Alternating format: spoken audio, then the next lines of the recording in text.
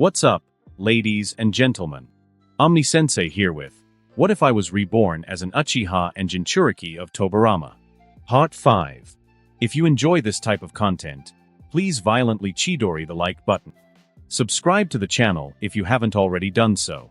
Remember to check out the original story linked in the description. Without further ado, let's get into the UCHIHA Jinchuriki of TOBIRAMA saga.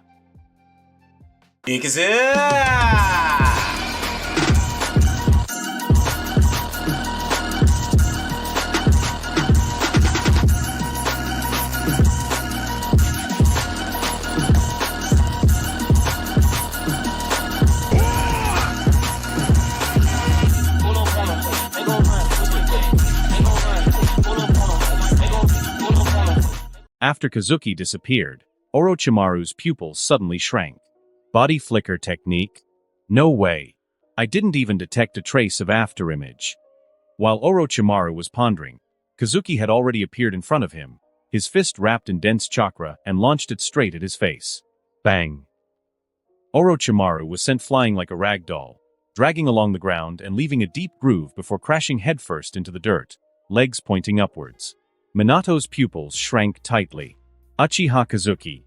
How is it possible that he masters the Flying Thunder God technique so well? Jiraiya was also surprised. He knew the difference between the body flicker technique and the Flying Thunder God technique.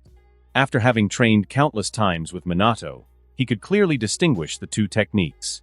The technique Kazuki had just used was not the body flicker technique at all, but the authentic Flying Thunder God technique. Without giving Jiraiya time to think further, Orochimaru had already started the battle, and Kazuki's cold gaze indicated that he would not stop easily. The most stable method is to control Kazuki first, and then slowly study the abnormality of him. Determined, Jiraiya took a deep breath and quickly performed the hand seals.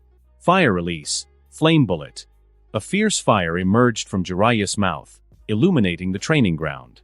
Fire release. Kazuki muttered, watching the attack. It seems I'm good at both water release and fire release. Which one should I use? I guess it will be fire release too. Kazuki only formed a seal. Fire release, great fire annihilation. Thanks to the immense chakra provided by TOBIRAMA, Kazuki had more than enough energy to unleash ninjutsu far more powerful than Jiraiya's. A terrifying fire that was several times fiercer than Jiraiya's flame bullet roared out of Kazuki's mouth.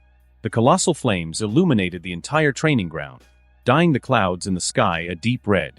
Jiraiya, stunned by the spectacle, barely managed to grab hold of Minato, who was unable to move, and escape the range of the fire. But before he could take a breath, a kunai sliced through the flames, quickly approaching his position. Jiraiya's heart tightened. Based on his experience in fighting with Minato, Kazuki would appear there the next moment. Needle Jizo. Jiraiya's long white hair suddenly swelled, tightly surrounding himself into a cocoon, with protruding spikes all over the shell. Jiraiya breathed a sigh of relief.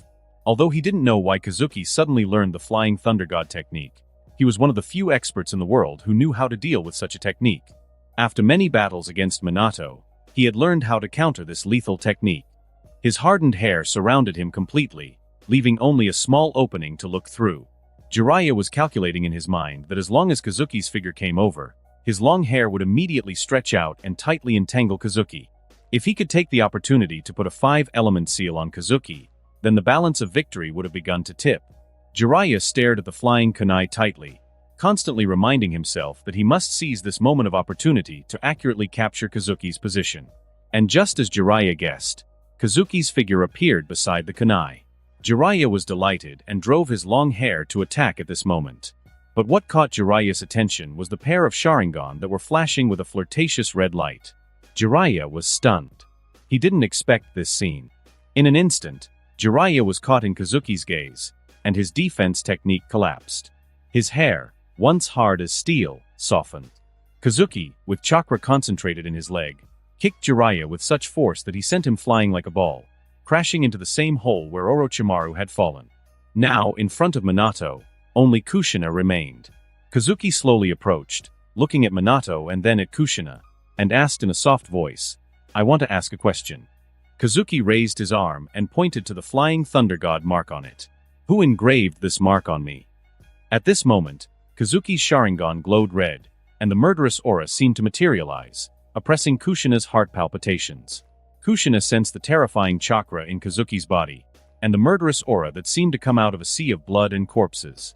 Her excellent perception ability became a burden to her at this time. The more she understood Kazuki's strength, the more helpless and terrified she felt in her heart.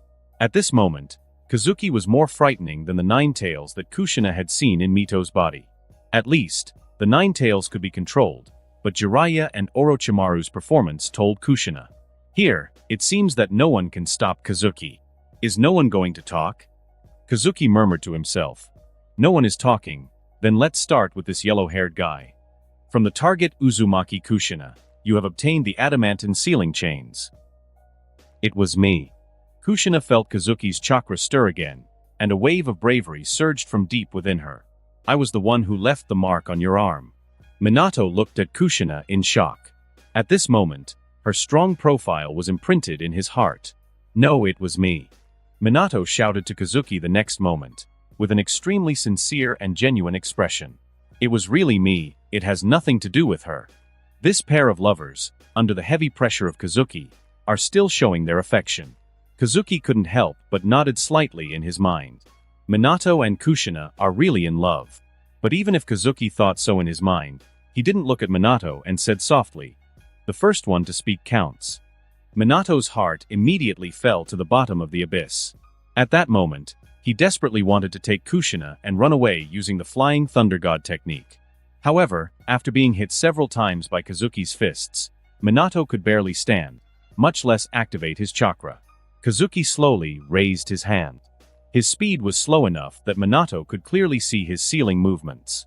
But in Minato's eyes, Kazuki's speed seemed incredibly fast, so fast that he had no time to think about how to stop him. From the target Namikaze Minato, you have obtained the Flying Thunder God technique. At that moment, a fierce gale mixed with flames headed towards Kazuki. Kazuki turned around slowly, complaining in his mind, Jiraiya and Orochimaru. They're too slow. Any more, and I wouldn't have been able to continue acting. Kushina's eyes lit up. She quickly approached Minato, carried him on her back and started running, occasionally glancing at Kazuki's silhouette, afraid that he would appear before them again to ask that dreaded question. Who have you left this mark? Kazuki looked at the approaching whirlwind of wind and fire and nodded. Just now it was fire release, now it's time to use water release. Orochimaru, it's been a while since we fought together, huh? Jiraiya looked at the combination of ninjutsu they had just released, and an inexplicable desire for battle began to grow within him. Idiot, be careful not to die. Orochimaru had some guesses about Kazuki's state in his heart, and he became more and more interested. If Kazuki had really wanted to kill someone, neither Jiraiya, nor him, nor Minato, nor Kushina would have gotten away with just one punch or one kick. This proves that Kazuki is probably in a state of violent and confused emotions at the moment, and what he does is based on his heart. An interesting kid, full of bloodlust, but deep down he doesn't want to kill, huh? Orochimaru muttered as he analyzed Kazuki's mind, but suddenly his pupils dilated. The whirlwind of wind and fire, which had seemed imposing moments before, now seemed insignificant before the gigantic presence of the water dragon that darkened the sky. The water dragon easily shattered the wind and fire, roaring towards Orochimaru and Jiraiya. And at that very moment, a huge rectangular, transparent purple force field surrounded the place. 4 violet flames formation. It was as if the barrier had appeared just to block Jiraiya and Orochimaru's path, aiding Kazuki's water dragon attack. Did the village notice it? Jiraiya felt relieved, but he was entangled again. Orochimaru had already summoned a massive green snake that wrapped around him, preparing to use it as a meat shield against the water dragon. But Jiraiya couldn't do the same. Kazuki's water dragon was too fierce, and he feared it would wipe out the toads he considered family. Kazuki's strength forced him to call for reinforcements from Mount Mayaboku. In a situation where the weaker toads were in danger, there was no choice but to summon the most powerful sages. Orochimaru, buy me some time. Orochimaru looked at him in disdain, but honestly summoned an additional snake that blocked the water dragon's path. Not enough, Orochimaru, not enough. Jiraiya shouted fiercely when he saw the power of the water dragon. Idiot, stop yelling, go and accumulate chakra. Orochimaru bit his finger. Summoning, Triple Rashomon. The water dragon passed through the first gate with ease, slowed down as it broke through the second, and when it finally broke through the third, Orochimaru and Jiraiya had already managed to dodge it. However, the impact was so strong that the 4 violet flames barrier trembled, and the darkened purple flames seemed almost transparent. This kid is really too dangerous, Orochimaru. Jiraiya finally accumulated enough chakra and clapped his hands heavily. After I take down Kazuki, I must find out what happened today. As the smoke cleared, 2 small toads appeared on Jiraiya's shoulders. But the powerful chakra they possessed made even Orochimaru look at them with a sidelong glance. Hey, Jiraiya, don't bother me and the old lady in this peaceful time. If you have anything to do, just come to Mount Mayaboku to find us. Don't be like that, dear. Even though Jiraiya ruined my new insect recipe, he's always been a good boy. Maybe he really is in trouble. Ugh, well, let's take a look, but it's about time for bed. What a nuisance. They were the great toad sages of Mount Mayaboku, Fukasaku and Shima. I'm really sorry, head big sister. Jiraiya's apologetic tone made Orochimaru look sideways, but he smiled and said without caring. As big sister said, I faced a troublesome enemy. It's a boy from the village who has lost control. Fukasaku looked at him seriously and said, You should train harder, little Jiraiya. If a mere child is giving you a hard time and you have to call us, then it's time for you to perfect sage mode. Otherwise, when you look for the child of prophecy, you'll have to bother us all day. Shima nodded seriously. The old man is right. Your sage mode isn't even entry level. After you resolve the problem this time, come to Mount Mayaboku to train. Jiraiya smiled bitterly and responded, I know, but first help me deal with the enemy in front of me. Fukasaku and Shima quickly formed seals, locating Kazuki's position. Although Jiraiya couldn't fully master Sage Mode, the Toad Elders alone were already an incredibly powerful force. Little Jiraiya, what's the matter with this kid?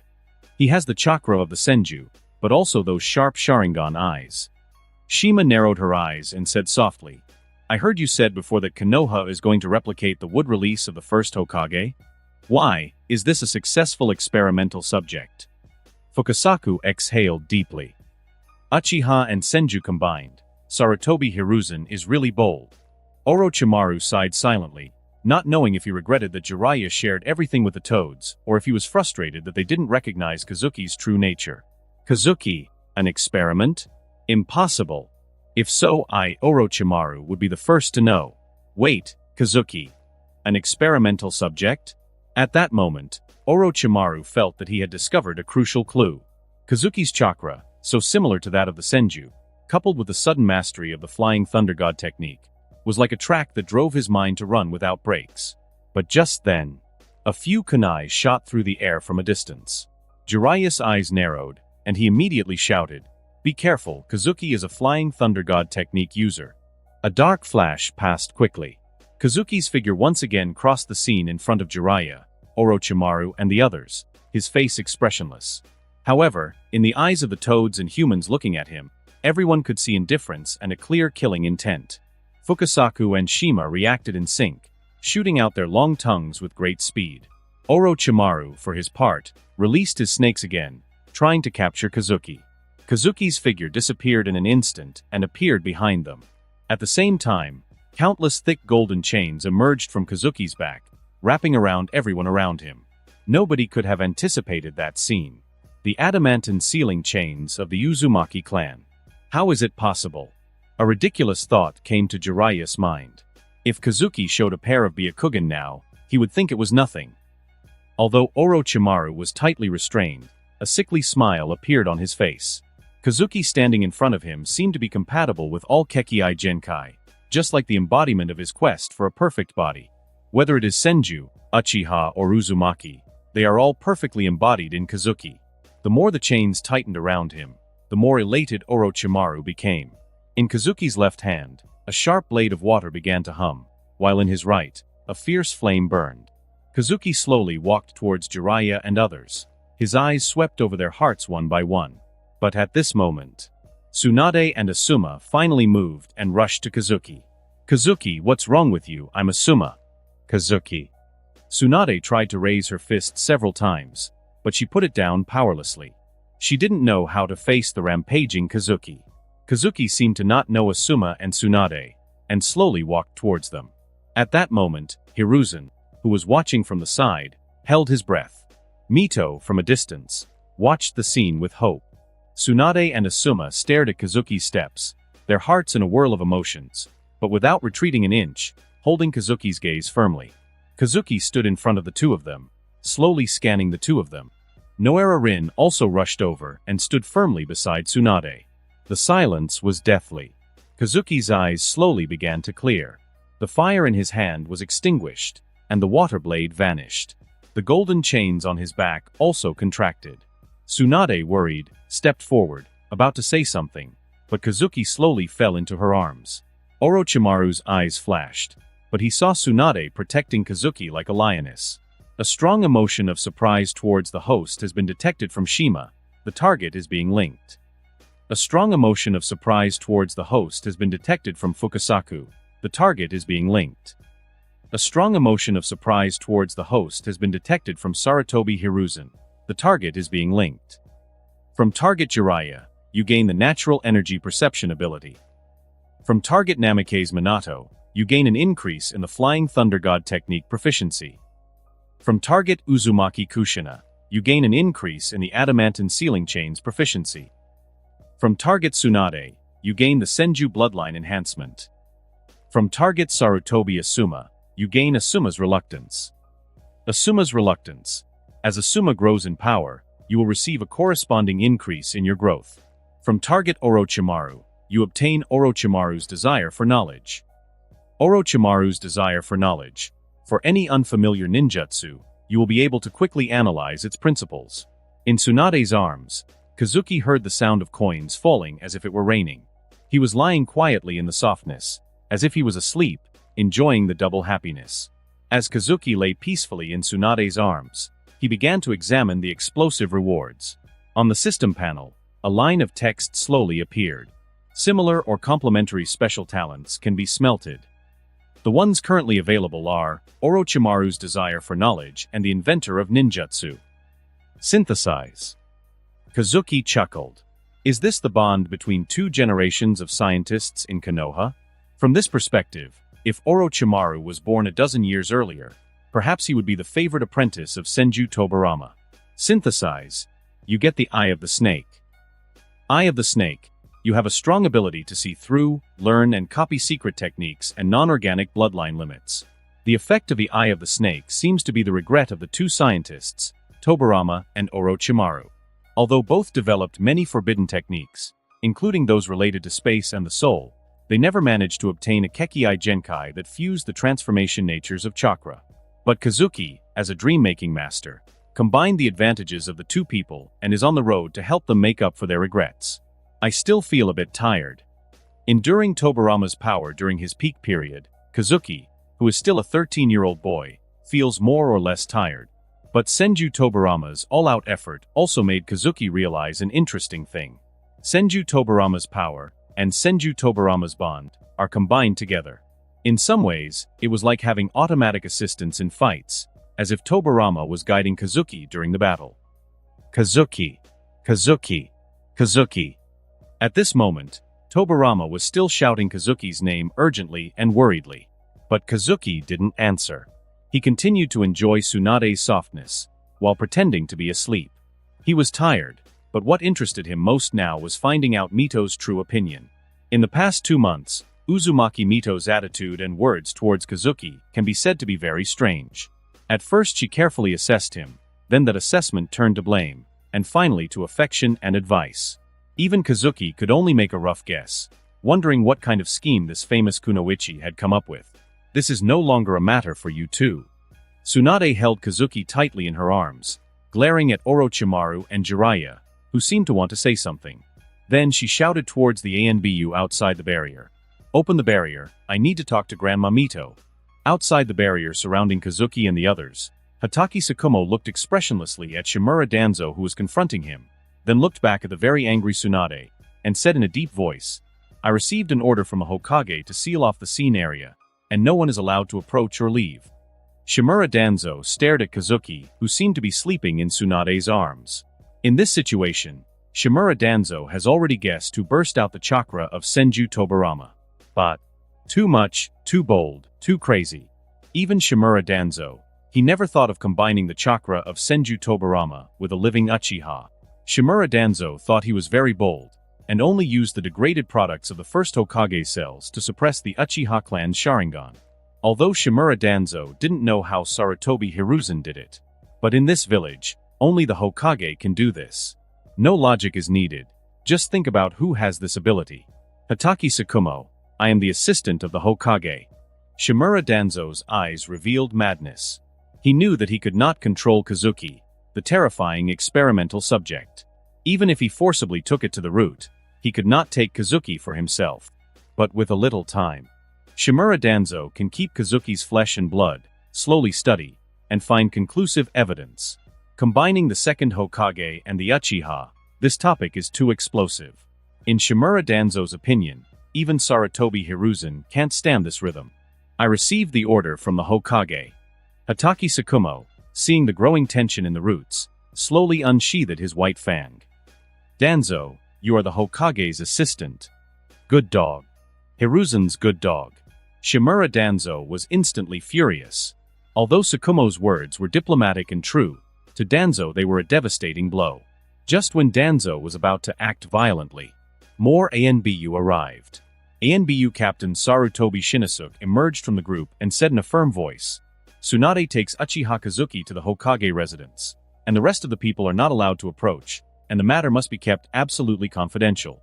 This order comes from Mito-sama and Hokage-sama, and those who disobey will be regarded as traitors to the village. Sarutobi Shinosuke waved his hand, and the four violet flames formation surrounding the training ground dissipated. Danzo was stunned, feeling a rising anger. The rest of the people are not allowed to approach? Looking at the actions and postures of Sarutobi Shinosuke in organizing the ANBU, it is obvious that he is preparing to fight against him. Is it possible that I, the assistant of the Hokage, am not qualified to understand these things? But what Danzo couldn't ignore was that Shinosuke had mentioned Mito-sama. That meant that even Mito agreed with all of this. Shimura Danzo subconsciously ignored Uzumaki Mito's attitude and vented his anger on Sarutobi Hiruzen. It had to be that damn monkey who had manipulated the situation. Mito-sama has always had a positive attitude towards him since he was a child, except for the last time when he tried to assassinate Kazuki with a kunai. With his fists clenched, Danzo watched helplessly as Tsunade, carrying Kazuki, quickly headed to the Hokage residence. Tsunade's speed was extremely fast. At this moment, she just wanted to ensure Kazuki's safety. As for the hidden story behind it, it was not so urgent. Hiruzen has too many tentacles, and he is becoming more and more arrogant. Even I can't limit his madness. Shimura Danzo looked at the shinobi present with a cold expression. Namikaze Minato, Uzumaki Kushina, Jiraiya, Tsunade, Orochimaru, Sarutobi Shinosuke, Hatake Tsukumo. These people were regarded by Shimura Danzo as tentacles of Sarutobi Hiruzen's dark rule, and his accomplices in the evil experiments of Tobirama and Uchiha in private. Shimura Danzo quickly went through the names of these people in his mind, wondering which tentacles of Sarutobi Hiruzen should be eradicated. Tsunade was immediately discarded. In a sense, she could also be considered the pillar of Konoha. Orochimaru was the second. He had a lot of dirt on Shimura Danzo. Kushina was the third. This was the only container of the Nine Tails. Shimura Danzo still maintained some rationality. As for Jiraiya and Shinosuke, as Hiruzen's favorite disciple and eldest son, they would not be easy targets. Noera Rin was not noticed by Shimura Danzo at this moment. Then there was only one result. Hatake Tsukumo, who seemed to be a good dog, but actually never got into the inner circle. Shimura Danzo laughed coldly in his mind. Meanwhile, in another part of the shinobi world, Uchiha Madara was in a good mood recalling Kazuki's performance when he was rampaging. For a long time, although Kazuki used Izuna's Kenjutsu and fire release, he never borrowed his chakra. It was always the damn Senju Tobirama who tried to occupy Kazuki's body and shamelessly infused chakra into Kazuki. This made Uchiha Madara a little worried. Was it that Izuna and Kazuki were both unable to deal with that bastard Senju Tobirama? But today, Madara had felt in Kazuki's eyes a visual power that was extremely familiar to him. That ocular power, which he could never in his life mistake, belonged to his brother, Izuna. What does this mean? It means that in Kazuki's body, Izuna has now occupied a certain position, and his power has been able to overwhelm the lowly villain Senju Tobirama, and now that power was manifested in Kazuki's eyes. In Madara's mind, Kazuki had never been someone who appreciated Tobirama's power. But now that Izuna's power was flourishing, things had changed. There probably wouldn't even be a need for Madara to intervene in person. Kazuki and Izuna would take down that damn Tobirama themselves. As for the explosion of the adamantine sealing chains that Kazuki unleashed, it was clear that Mito had used some kind of trick to interfere. That troublesome woman had seen something and was trying to intervene on behalf of that bastard Senju Tobirama. But is it useful? No. Kazuki, Izuna, I am very happy and relieved to see your close cooperation and defeat Uzumaki and Senju. Madara smiled internally as he celebrated for his two brothers. Then, raising his voice, he ordered, "Bring some good steak and meat." Madara-sama, didn't you say that you were taking care of your health? The whirlpool-headed white Zetsu seems to have become the shelter's little housekeeper and can even talk to Uchiha Madara. Do you really want to drink? Besides, it looks like it's time for your nap. I'm in a good mood today. Madara growled, glaring at white Zetsu. Go now. White Zetsu shrugged, muttering under his breath. If it was Kazuki-sama who asked you, I bet you wouldn't act this way. Speak louder. It's okay, Madara-sama. I'll be right there. White Zetsu said with a smile, quickly sinking into the ground as he thought to himself, this old man, he still has sharp hearing. Jiraiya, what exactly is Konoha up to? Fukasaku patted Jiraiya's head in dissatisfaction. First, researching wood release was one thing, but now they want to study the Uchiha and the Senju together. And the Uzumaki bloodline too. Konoha's human experiments are taking things too far, don't you think? Can they really control all of this? They wouldn't want to bring a crisis to the entire shinobi world, would they? Jiraiya looked at Fukasaku confused. Human experiments? I didn't know anything about that. I really didn't know anything. Remembering the recent battle, Jiraiya felt that, despite everything, he felt a little calmer. Head, I don't think you need to worry. After thinking for a while, Jiraiya smiled. Even though that Kazuki boy has the Sharingan, the Senju chakra, and the Uzumaki bloodline, the reason we lost the fight was because of a lack of information. He's not a traditional ninja, and that put us at a disadvantage. Now that we know his abilities, we can find a way to deal with his rampage. Jiraiya waved his hand. The main problem here is the lack of information. Besides, Maita-sama is already paying attention to the situation. I doubt Kazuki will have another episode like this again. I know Kazuki well. Although he is an Uchiha, he is quite special. He got a perfect grade on the Will of Fire exam, and the old man cited it in the official textbooks. Fukasaku and Shima nodded slightly. As two toads revered as the two great toad sages, the fact that Kazuki had defeated them so easily caused them some shame. Besides, Jiraiya said that Kazuki's character is pure, so there is no need to worry too much. Even if there is a problem, it is within Konoha and has nothing to do with Mount Mayaboku. You're right, little Jiraiya. Fukasaku nodded in agreement. I'm worrying too much, but you should also find a way to master the Sage Mode. If you can master the final form of the Sage Mode of Mount Mayaboku, the old woman and I can merge with you and release the ultimate secret technique of Mount Mayaboku to fight against this Uchiha no Senju, Uzumaki. Fukasaku was a little confused. For a moment, he didn't know how to define Kazuki's bloodline, so he could only vaguely continue. Sage Mode greatly increases your abilities in Taijutsu, Perception, Chakra, and Ninjutsu. But you can never stay calm enough to master it. You must be regretting it now, aren't you? Jiraiya nodded. I understand, Head, I will practice Sage Mode seriously. While Fukasaku and Jiraiya were arguing, Minato walked over and spoke seriously. Head Fukasaku, if possible, I would also like to join the Sage Mode training. After being beaten up by Kazuki, Namake's Minato discovered a heavy fact.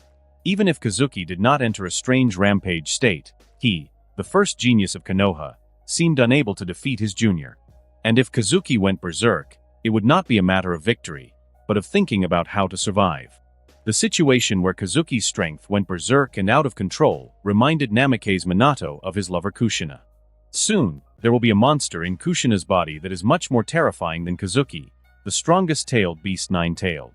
If Kushina went berserk, Minato would never want to be like today, helplessly watching. Minato, if you have this heart, Mount Mayaboku certainly welcomes you. Shima laughed. However, practicing Sage Mode is very difficult. Little Jiraiya has tried many times, but he has only achieved the basic level. Are you sure you can endure it? Minato seemed to have found that little sun-like smile again. Don't worry, great Toad sages. I will train diligently alongside Jiraiya-sensei. The tension in the atmosphere was beginning to dissipate, but Orochimaru's thoughts were going in a completely different direction, immersed in deep reflections, like waves in a storm. Kazuki had lost control, but suddenly he had used the Flying Thunder God technique and released a chakra similar to that of the Senju clan. Orochimaru had clearly sensed how Kazuki's ocular power had changed and then began to steadily increase during the battle. And the adamantine sealing chains. Orochimaru didn't believe that the Uzumaki and Uchiha bloodlines could mix so easily. This could not be explained as just a crossing of bloodlines. To Orochimaru, Kazuki's abilities seemed carefully organized, as if they had been artificially designed. Being a previously favored disciple of Hiruzen, Orochimaru had had access to many of Konoha's resources, including those ninjutsu of the Scroll of Seals, as well as rare manuscripts such as Tobirama's research journals, incomplete techniques, and notes filled with inspiration. Sarutobi Hiruzen once thought that Orochimaru was somewhat similar to his sensei, so he did not care about him reading Senju Tobirama's scientific research heritage, and even took the initiative to open up permissions for him. These things left by Senju Tobirama left a deep impression on the young Orochimaru at that time, so that in his heart, he had a particularly high respect for this genius second Hokage. Compared to Orochimaru's simple human experiments of wood release, Tobirama, who had survived the Sengoku period, truly had no limits. As Hokage, he could research whatever he wanted, without restrictions. He even researched souls, chakra, and his own brother Uchiha Madara. Compared with Senju Tobirama back then, the current Orochimaru can be regarded as a moral role model with a full bottom line. Amazing! I expected nothing less from the second Hokage. Orochimaru seemed to have figured it out and laughed excitedly. The fusion and capture of soul and chakra, this proposition was finally successfully studied by you. Your thinking was truly unparalleled. Fusing the chakra of the Senju and the Uzumaki to control the power of the Uchiha, transforming Kazuki's mind and consciousness with a seal, making it tailor-made for Konoha. And yourself. Uchiha Kazuki's water release talent. Perfect fire will. I thought Uchiha Kazuki pretended to be like this in order to infiltrate the village's upper echelons. But now I understand. This is your doing, second Hokage. Orochimaru couldn't help but be shocked by the wisdom and ruthlessness of Senju Tobirama.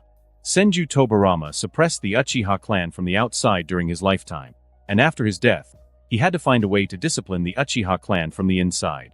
Tobirama seemed like an insurmountable barrier to the Uchiha, whether in life or death. Orochimaru cast a pitiful glance at Jiraiya, who had regained his confidence and was chattering happily about things like information is crucial. Orochimaru simply smiled and shook his head. Information, Jiraiya? With your intellect, you would never be able to obtain the important information.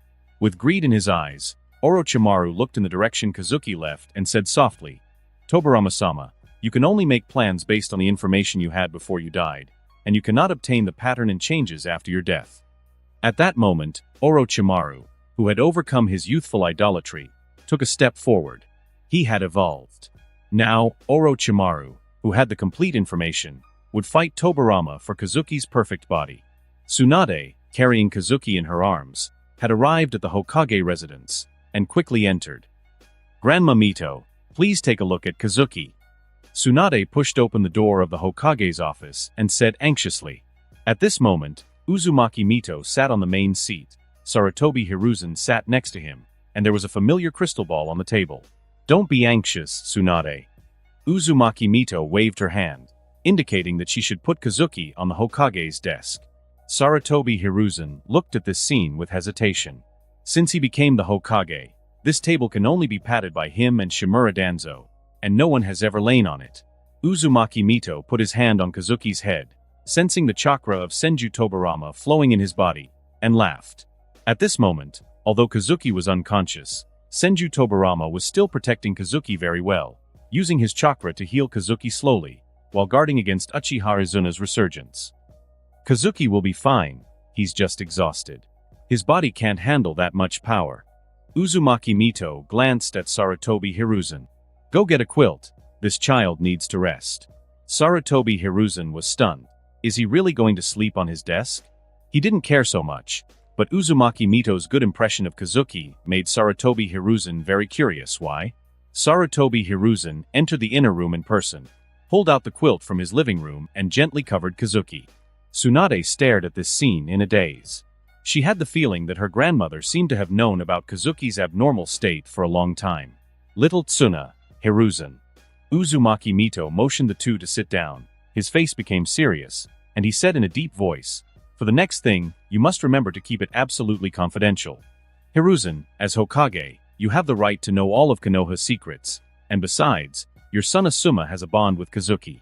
Little Tsuna, you are Kazuki's sensei and the one who can help him control his power, so you must also be aware. But except for the two of you, remember not to let a third person know." Sarutobi Hiruzen and Tsunade's expressions became serious. Uzumaki Mito's words were extremely formal and serious, even more so than when talking about the Nine Tails. "I know, Mito-sama. I know, grandmother." Mito nodded, then turned her gaze to Hiruzen, smiling wistfully before asking him a puzzling question. "Monkey, what kind of person do you think your teacher, Senju Tobirama, is he?" Hiruzen blinked, surprised. At this moment, Senju Tobirama in Kazuki's body also pricked up his ears. But after all, it was Uzumaki Mito who asked the question. Sarutobi Hiruzen thought for a moment and then answered. "Tobirama-sensei is a perfect Hokage with the will of fire burning in his heart. A formidable leader, both in power and intelligence. He founded the ninja school, created the ANBU system, established the tradition of teaching among experienced shinobi and recent graduates, supported shinobi of civilian origin, and controlled the unstable elements of the village. In the First Great Shinobi War, he faced 4 enemies alone, sacrificing his life to ensure the future of Konoha. Compared to Tobirama-sensei, I still have a long way to go as the third Hokage." Sarutobi Hiruzen spoke very fluently, as if he didn't need to think. On the one hand, this is a fact. On the other hand, in their era, Sarutobi Hiruzen was also a good hand at the Will of Fire test, and he was seriously considered to have a talent for writing. Tsunade listened to this strange conversation in confusion, and when she saw Uzumaki Mito's eyes shifted to her, she nodded. "I think the same as the old man. The second grandfather is a good Hokage, and even a good elder. I miss him very much." Tobirama listened with satisfaction. This is what he wanted to hear. Tsunade has always been his lovely granddaughter, and the monkey's answer sounds quite reasonable. At this moment, the dissatisfaction of the petty-minded Senju Tobirama about Sarutobi Hiruzen giving him a 0 score dissipated a little. "Okay." Uzumaki Mito chuckled and asked the second question. "Let's not talk about Tobirama's achievements as a Hokage. Just look at him as a ninjutsu developer. Monkey, what do you think of the scale of his research? I heard that you had a conflict with Danzo and your apprentice over human experiments a few days ago, right? You know, Tobirama also likes to do human experiments, and has developed many forbidden techniques. Monkey, there is no one else here, so you can make a bold comment, right?" Sarutobi Hiruzen was sweating. Did Sarutobi Hiruzen know that Senju Tobirama has been experimenting on humans? Of course he knows. Did he know how far Tobirama's limits went? Of course he knows. After becoming the Hokage, Sarutobi Hiruzen read the research records of Senju Tobirama many times, as well as those semi-finished products, and he deeply believed that what the first Hokage did was right. Those techniques should be banned. Unrestrained imagination is not enough to describe Tobirama's thinking. If you want to make a fair evaluation, it should be called contempt for life and death and no bottom line. Sarutobi Hiruzen also used Senju Tobirama as an example in private, telling Orochimaru not to be so extreme, just absorb his scientific research ideas, but not to follow him recklessly, otherwise it would be bad. But in front of Uzumaki Mito, Sarutobi Hiruzen cannot make a critical evaluation of his sensei as he did in front of Orochimaru. But looking at Uzumaki Mito's oppressive eyes, Sarutobi Hiruzen quickly searched for words in his mind. Sarutobi Hiruzen put on a confused but wise look and said carefully, "Well, Tobirama-sensei devoted a lot of time to the study of ninjutsu, and his research was quite varied." Mito laughed softly, interrupting him. "That's not what I'm asking, Hiruzen. I want you to evaluate the scale and bottom line of Tobirama's research." Sarutobi Hiruzen's eyes became more blurred, and at this moment, he even felt that Uzumaki Mito was making fun of him. But there was no way. Uzumaki Mito seemed to want to hear his answer. Hiruzen complained helplessly in his mind. After pondering for a long time, he had an idea. Tobirama-sensei. In his experiments, he was always guided by the will of fire. His research into forbidden ninjutsu saved many resources, enriched the village's knowledge, and benefited education and future wars. He always had a vision ahead of his time. Monkey, you know that's not what I'm asking. Uzumaki Mito looked at the sweaty Sarutobi Hiruzen with a playful look and laughed. Hiruzen, can't you tell the truth? Hiruzen smiled awkwardly, his lips trembling. Some things Mito could say, but he, as a disciple, couldn't really. What if Tobirama's soul was watching him from the Pure Land? At this point, Tobirama was already a little annoyed. Although he couldn't see Sarutobi Hiruzen's expression, his tone said it all. What? Are my human experiments really too much? That's just because my elder brother has no vision and my sister-in-law is too conservative. Otherwise I would have developed a powerful forbidden technique to protect the future peace of Konoha. Come on, monkey. Can't you defend your sensei a little? Senju Tobirama was very dissatisfied. Tsunade watched this scene silently and couldn't help but admire Sarutobi Hiruzen's language skills. Tobirama. Since I met him, I knew he had a special personality. Uzumaki Mito still sighed, her old voice full of memories. Before him, shinobi still used kunai and long swords to chop, used simple fire, wind, and thunder to attack, and then used earth and water to defend. But after he invented the shadow clone technique, the shinobi world seemed to wake up, and ninjutsu can be developed. I still remember that we were fighting against the Uchiha clan at that time. Tobirama didn't know how to get those corpses, and used the impure world reincarnation to summon the dead members of the Uchiha clan, and let them pretend to be ghosts to talk to those Uchiha who missed their relatives. Sarutobi Hiruzen swallowed his saliva. He had already thought of what would happen next. Tsunade frowned. Although the second grandfather was warm, would he be so kind to the enemy? After that, when they were chatting happily, Tobirama detonated the multiplication explosive tags in the bodies of those Uchiha clans, and blew them into ashes. Uzumaki Mito seemed to be nostalgic. At that time, Uchiha Madara went crazy. Uchiha Izuna also went crazy, and all the shinobi of the Uchiha clan swore to kill Tobirama, but in the end they failed. After the village was built, Tobirama became the Hokage and suppressed the Uchiha clan. Uzumaki Mito looked at Tsunade's shocked expression and laughed. Little Tsuna, your second grandfather is just gentle to you.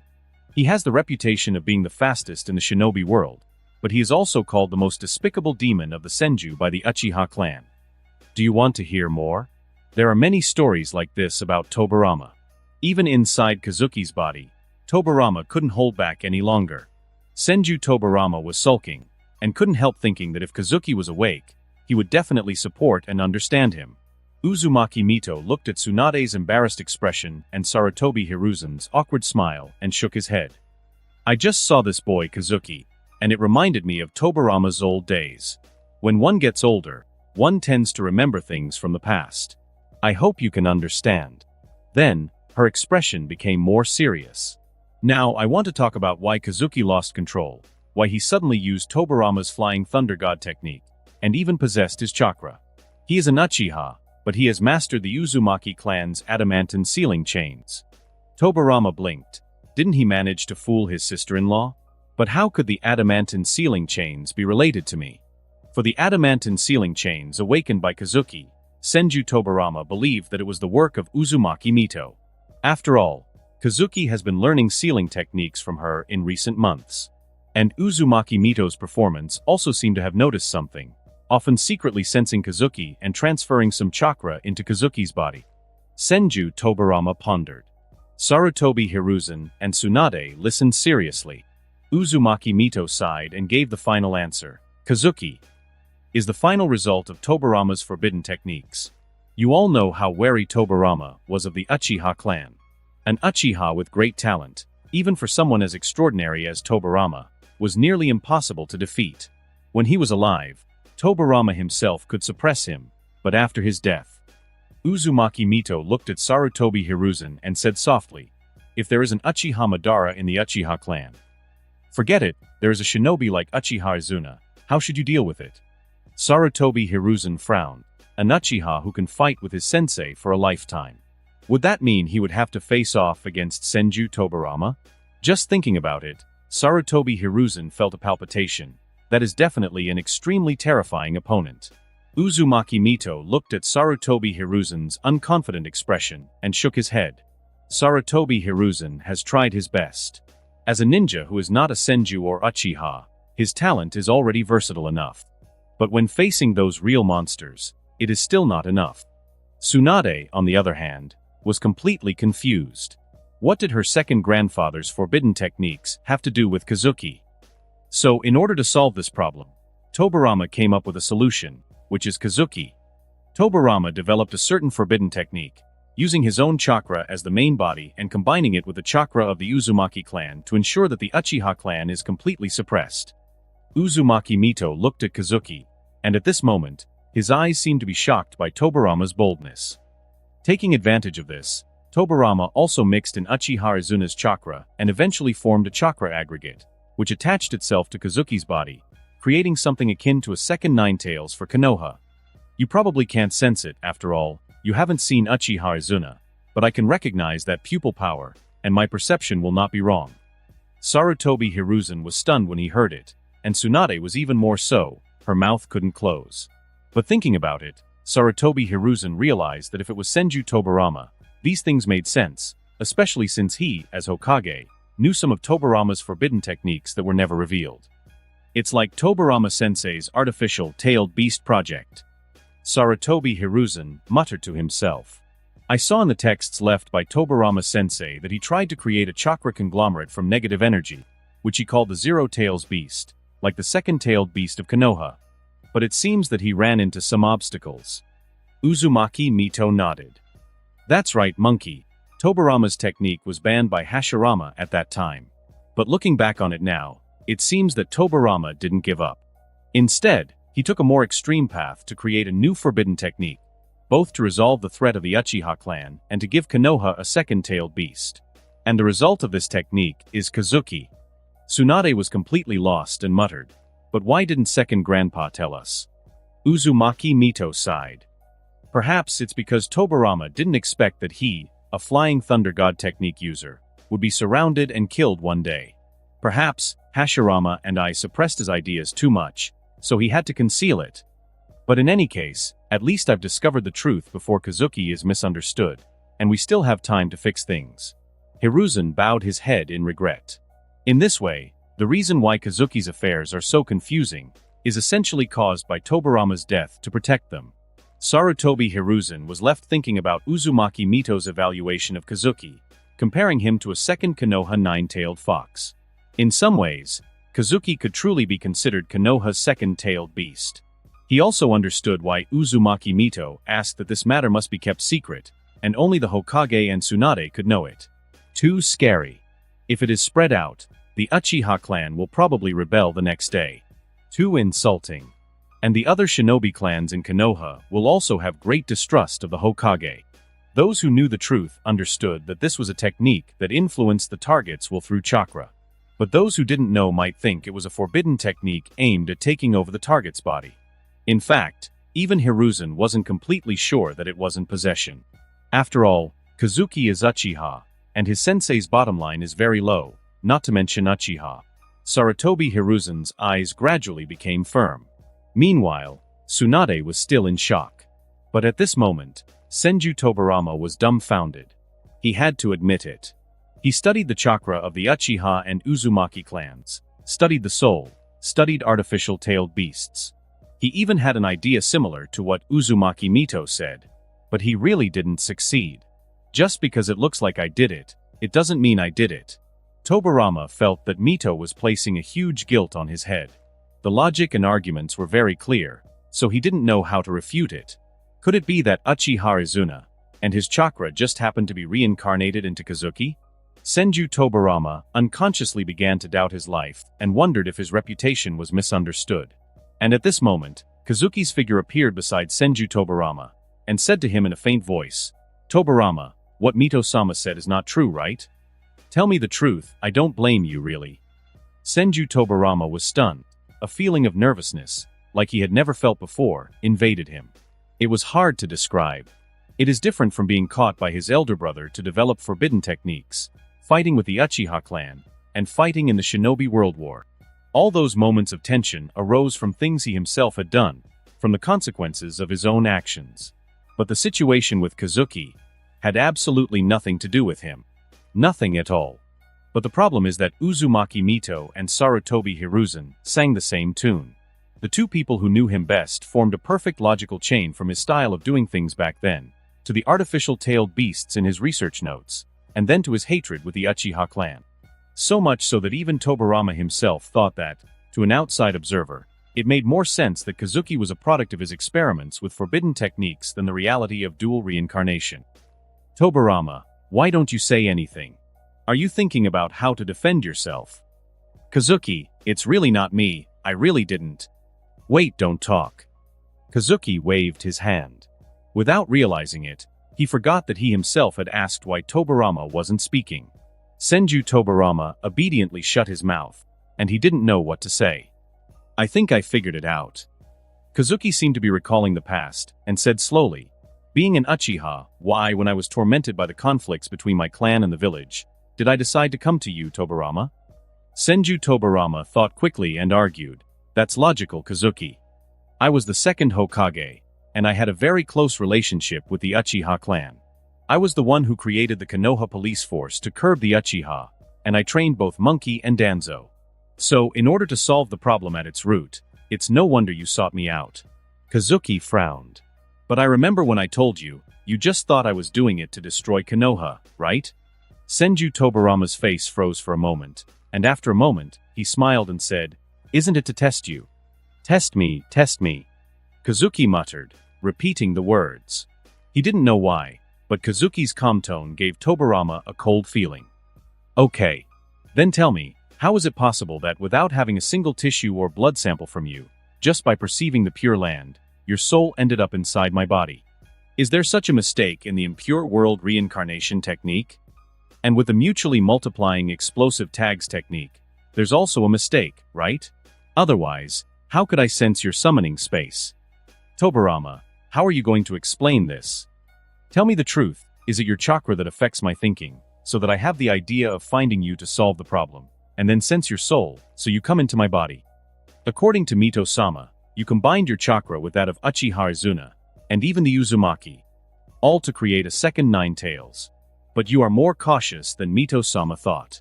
In order to prevent accidents, you set up a chain of tricks and put the soul into my body, so that you can ensure that the power will not get out of control.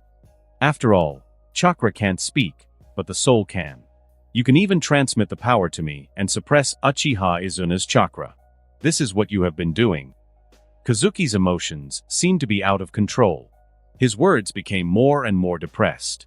His voice was so small and so far away from Senju Tobirama that he sounded a little vague. But Senju Tobirama tried his best to listen to Kazuki's words, and his pupils kept trembling. How could Kazuki think so? Yes. He can indeed talk to Kazuki, and Kazuki has indeed been rejecting his power. It is indeed he who forced it into Kazuki. And the purpose of giving Kazuki power seems to be to suppress Uchiha Izuna? This. These are really all coincidences. Tobirama didn't even know how to defend himself. The ones who presented the arguments against him were none other than Uzumaki Mito and Sarutobi Hiruzen, those who knew him best. He would never have imagined that a topic as obvious as dual chakra reincarnation would be so difficult for Mito and Hiruzen to see. How could they be so obtuse, diverting everything to human experimentation? It even seemed like a plausible theory, so much so that he himself was perplexed upon hearing it. Kazuki, listen to my explanation. Don't say anything. Kazuki covered his head and murmured to himself, I'm so stupid, really. Tobirama, I was worried that you were an emotional idiot, so I told you the 5-step method that Uchiha Rin used to control Uchiha Obito, but it turned out that you are the master of this method. Tobirama looked at Kazuki, confused. It's not that he can't admit that he knows forbidden techniques and human experiments, but this 5-step method. God and heaven are his conscience. He, Senju Tobirama, has never known this in his life. Let alone a lover. He has never been in a relationship in his life. He has never even held a woman's hand. So how could he know such a crooked method? Kazuki held up 5 fingers. With a hint of sadness in his tone, he said, First step, the curiosity trap. An ordinary Uchiha boy suddenly summons the soul of the second Hokage, Senju Tobirama, into his body. Naturally, this will fill him with curiosity and lead him to investigate. Second step, the exploration trap. You change his perspective. Before he saw you as an evil child of the Uchiha clan, but little by little you begin to recognize him, sometimes even defending him. This is the difference and the turning point. Third step, the trap of deception. You establish an emotional contract. Several times you offered to transfer your power to me, even if I refused. All of this was to suppress Uchiha Izuna's chakra, constantly implying that I can only accept your power. He had only 2 fingers left. His voice became even softer. Tobirama, tell me, what are the last 2 steps? I explained it to you before, and you've used them too.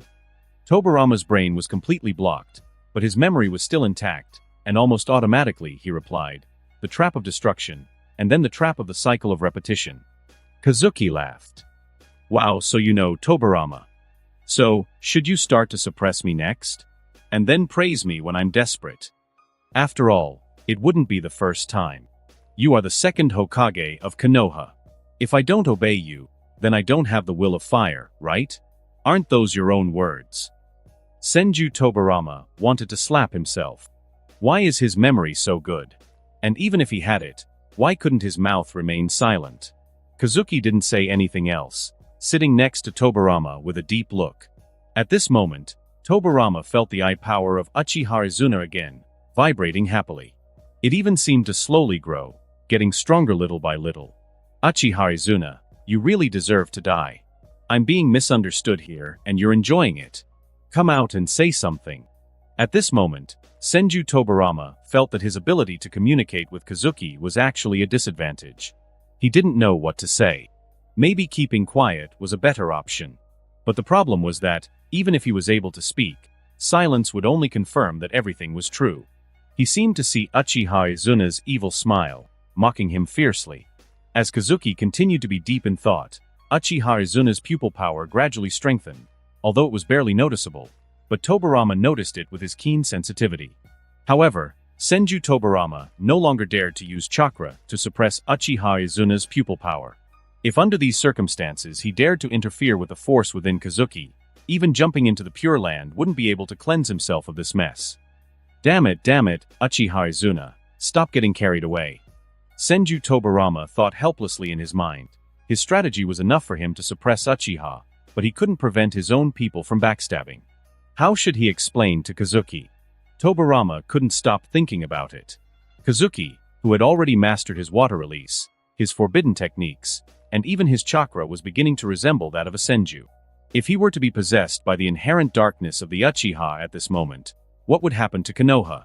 No, it's not Konoha's problem anymore. This is a problem that the entire shinobi world needs to consider. The combination of Izuna and Tobirama's advantages, plus the intervention of Uzumaki Mito, together with Kazuki's outstanding learning abilities, added to the characteristic paranoia and evilness of the Uchiha. Tobirama didn't want to even imagine it anymore. If Kazuki began to have doubts, who would have the power to stop him? Tobirama imagined that terrifying scene. Kazuki, now an adult and possessed by darkness. A gigantic Susanoo, with golden chains wrapped around the hilt of his sword, but capable of moving with the speed of the Flying Thunder God technique. Kazuki, mastering medical ninjutsu, sealing techniques, water release, fire release, taijutsu, kenjutsu. The chakra level is much more outrageous than that of Senju Hashirama of the same period. Even compared to Madara, Kazuki possessed a rare charisma. Unlike Madara, who was alone, Kazuki would never be isolated, even if he undertook irrational actions. Uchiha Yashiro, Shursui, Might Due, Might Guy, and even the wandering ninja Kakuzu, in Senju Tobirama's opinion, these people are not Konoha ninja, but Kazuki's loyal warriors. As for Asuma and Tsunade, Tobirama only hoped that if Kazuki fell into darkness, they could at least be reasonable witnesses, though most likely they would join his cause. And the Uchiha clan, those fence-sitters and old stubborn people, Senju Tobirama does not think that Setsuna and Fugaku are at the level of being able to compete with Kazuki, and sooner or later they will either be accepted as dogs or be silently eliminated. An Uchiha who is trusted by everyone and has the power of the Senju, Uzumaki, and Uchiha. Senju Tobirama was silent. If Kazuki couldn't get over this hurdle in his heart, and repeatedly thought about the truth and falsehood of the shinobi world like that day, and even began to question the authenticity of his own existence, and began to think too much, it would be really terrible. How could this be the second Nine Tails prepared for Konoha? Isn't this just to create a more powerful Uchiha Madara for the shinobi world? Silence. Dead silence. Even at this moment, even Uzumaki Mito, Tsunade and Sarutobi Hiruzen in the outside world fell into silence. Tobirama, speak, I won't interrupt you again. Kazuki's voice was full of confusion and fatigue. This feeling was very familiar to Senju Tobirama. He had seen too many Uchiha, and before his thoughts reached extremes, they were in a state similar to the one Kazuki displayed. Losing love was just one part of it. The truly scary part was when they started to doubt their own reality, leading to an even worse mental breakdown. However, Senju Tobirama really didn't know what to say. After a long silence, Tobirama turned sharply and looked Kazuki in the eyes. His eyes were full of sincerity, but he could only offer a weak excuse. Kazuki, this is just a coincidence, you have to believe me. As for Uchiha Izuna, I kept it from you, and that was a mistake. But the forbidden techniques that Monkey and Mito mention are all nonsense. Your adamantine sealing chains are her work. Kazuki, in the past 2 months, Mito has been secretly infusing chakra into your body. Everyone misunderstood everything. Maybe I was obsessed with forbidden techniques in the past, but you're nothing more than the reincarnation of Izuna's chakra and mine. Tobirama felt that he had found an opportunity. Have you heard of chakra reincarnations, Kazuki? I'm sure you've read about it in the Uchiha clan records. Kazuki nodded silently. This statement, in the 1,000-year history of Uchiha and Senju, is something like a strange story. It has never been officially recognized, but it is very popular and can be used as a topic of conversation after dinner. Uchiha Izuna. His chakra is attached to you. Senju Tobirama said very sincerely. As his enemy, I assume my chakra followed him, which is why you have experienced things like my soul summoning, sharing my summoning space, and even power transmission. Tobirama, don't you think this logic is a bit thin? Kazuki chuckled. Mito-sama and Sarutobi Hiruzen used the experiments you have done as evidence. You, a famous scientist and inventor in the shinobi world, are actually using the unofficial history to fool me. You make me think these are true. You might as well believe that I am the sage of 6 paths. Senju Tobirama was silent. That day, he had learned a very valuable lesson. In this world, coincidences so improbable that they defied all logic could really occur. Tobirama began to panic. He didn't know how to explain himself any further. But just at that moment, Kazuki sighed slowly. Forget it. These things are not important, Tobirama. Tobirama's eyes lit up, but then his anxiety returned. What is not important? Kazuki's words had a carefree tone, but he also seemed to be losing interest in the world. Whether I am the product of a forbidden technique or the reincarnation of your and Uchiha Izuna's chakra, the current situation is the same for me. Kazuki stared at his hands, as if talking to himself. It may seem like you're controlling me, but after thinking about it, I realize that everything I do is done of my own free will. Whether it's helping Tsunade-sensei or supporting Due-san, Guy, Shursui, Asuma, or Kojiro. I just want the people close to me to have a better life, at least better than they had before. So, I may have to thank you for your choice, whether it is a reincarnation or a forbidden technique. These at least provide me with strength, allowing me to do more things I want to do. Tobirama stared at Kazuki in astonishment, seeing Kazuki's pure and bright heart, as if his spirit shone like gold. A spirit so noble that Tobirama didn't even want to reduce it to the will of fire. That wasn't enough to describe it. Kazuki looked at the shocked Senju Tobirama and smiled. Anyway, whether you are willing or not, I am going to find a way to revive you. You are also someone close to me. It is a pity that you died, and you haven't experienced much in your life. Why bother about these? At this moment, I think my life is good, and I don't want to think about whether Mito-sama's logic is right, or you are lying. Kazuki sighed and pressed Senju Tobirama's shoulder. Without your power, I might have died in the battle with Kakuzu. Then, even if you lied to me, I, a poor Konoha genin, can only forgive Hokage-sama. What else can I do? Just treat me as the sage of 6 paths. I don't believe what Mito-sama said, but I believe you, Tobirama. Senju Tobirama turned his head suddenly. He felt very complicated when hearing Kazuki's words. At this moment, Kazuki was still saying that he wanted to revive him because he couldn't bear to see his regretful death. Similar or complementary special talents have been detected, and the standard for fusion has been reached. Currently synthesizable are Senju Tobirama's power and Uchiha Madara's regret. Synthesize. Synthesize. You get the power of Tobirama.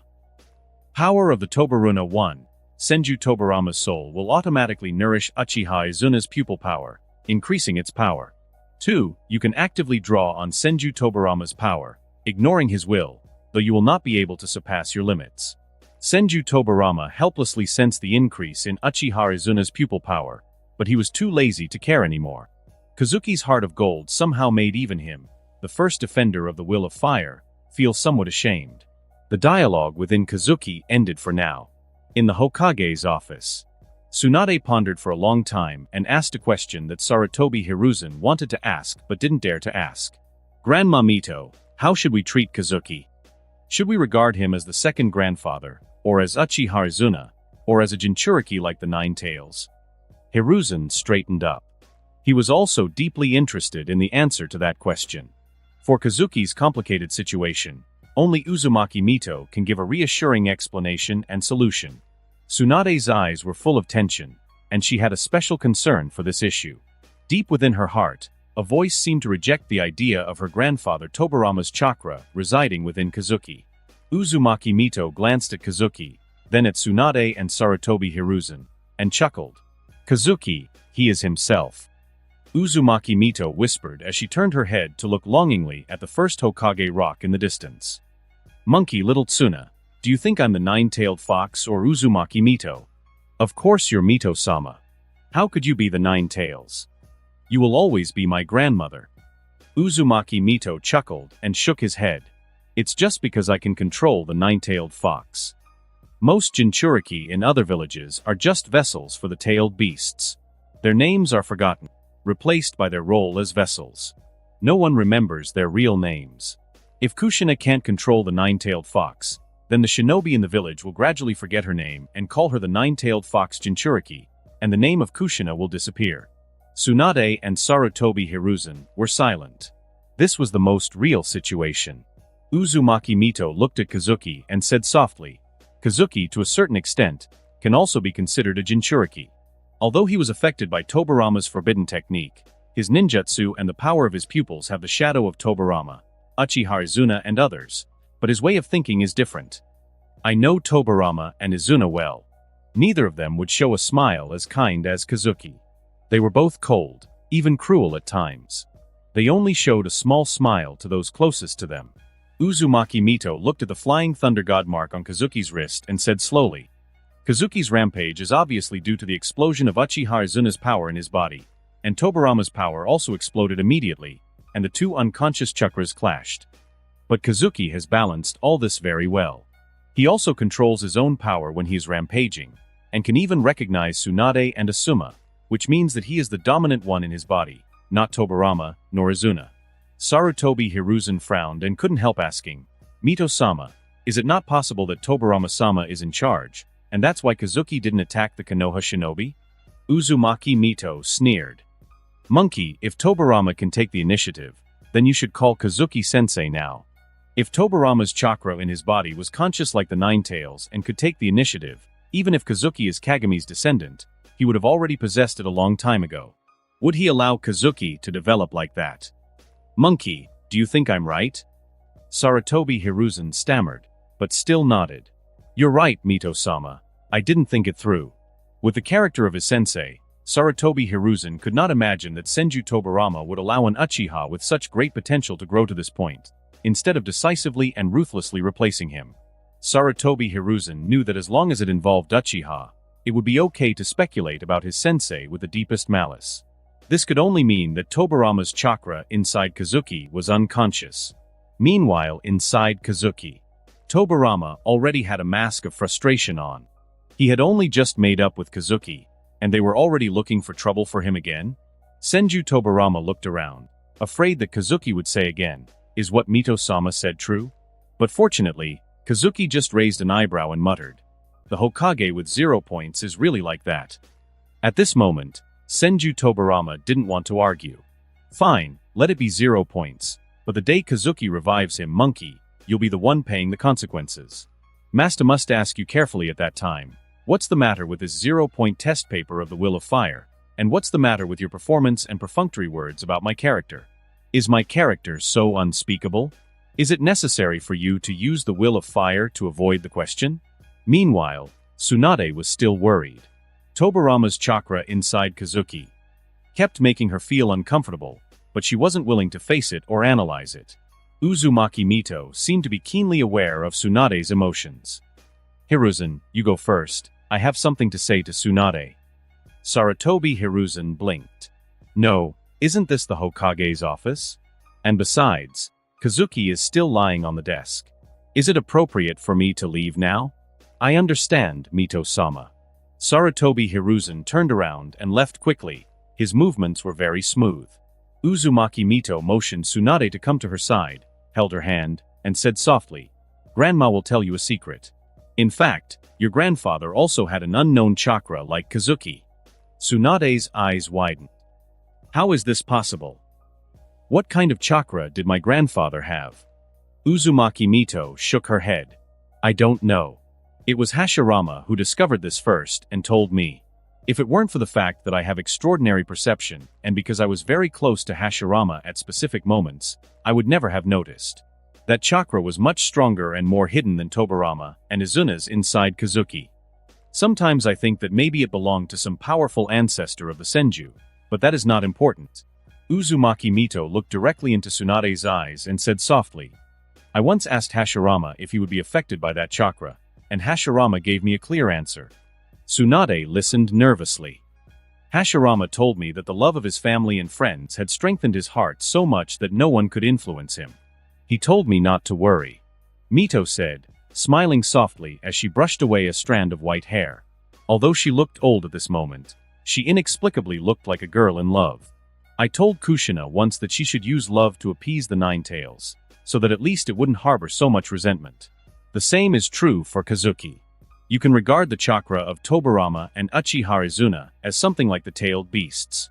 Although it will inevitably affect Kazuki, as long as the heart is firm enough, these can be ignored, just like Hashirama. And what you have to do is to use your love, together with the love of Kazuki's friends, to prevent him from getting lost in the power of Tobirama and Izuna. These two opponents may fight in Kazuki's body and affect him.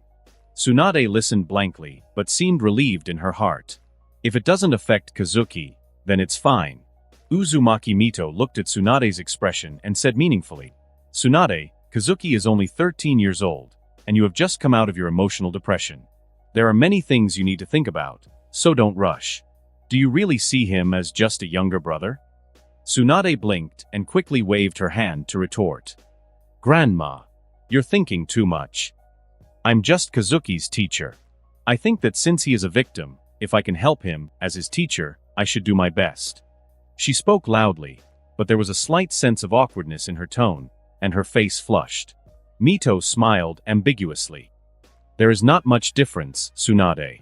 To help Kazuki strengthen his will and prevent Tobirama or Uchiha Izuna's chakra from disturbing him, you should nurture him with love.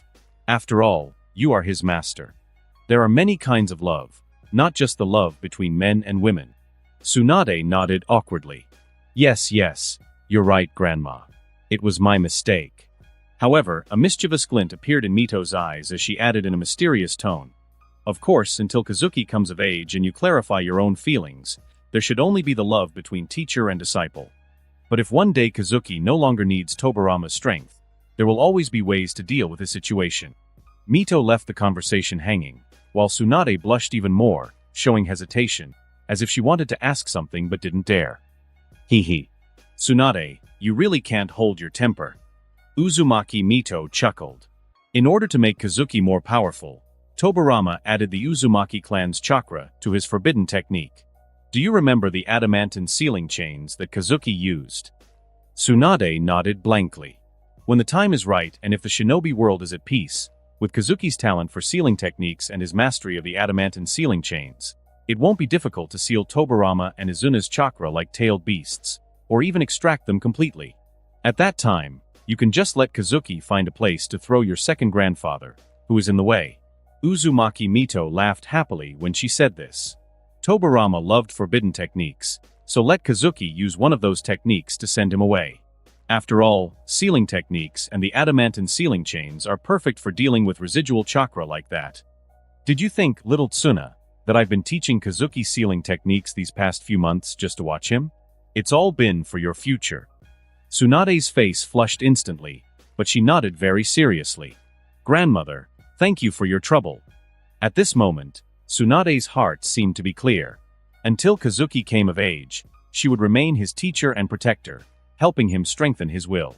But once Kazuki came of age, when peace came, many bothersome things could be thrown away.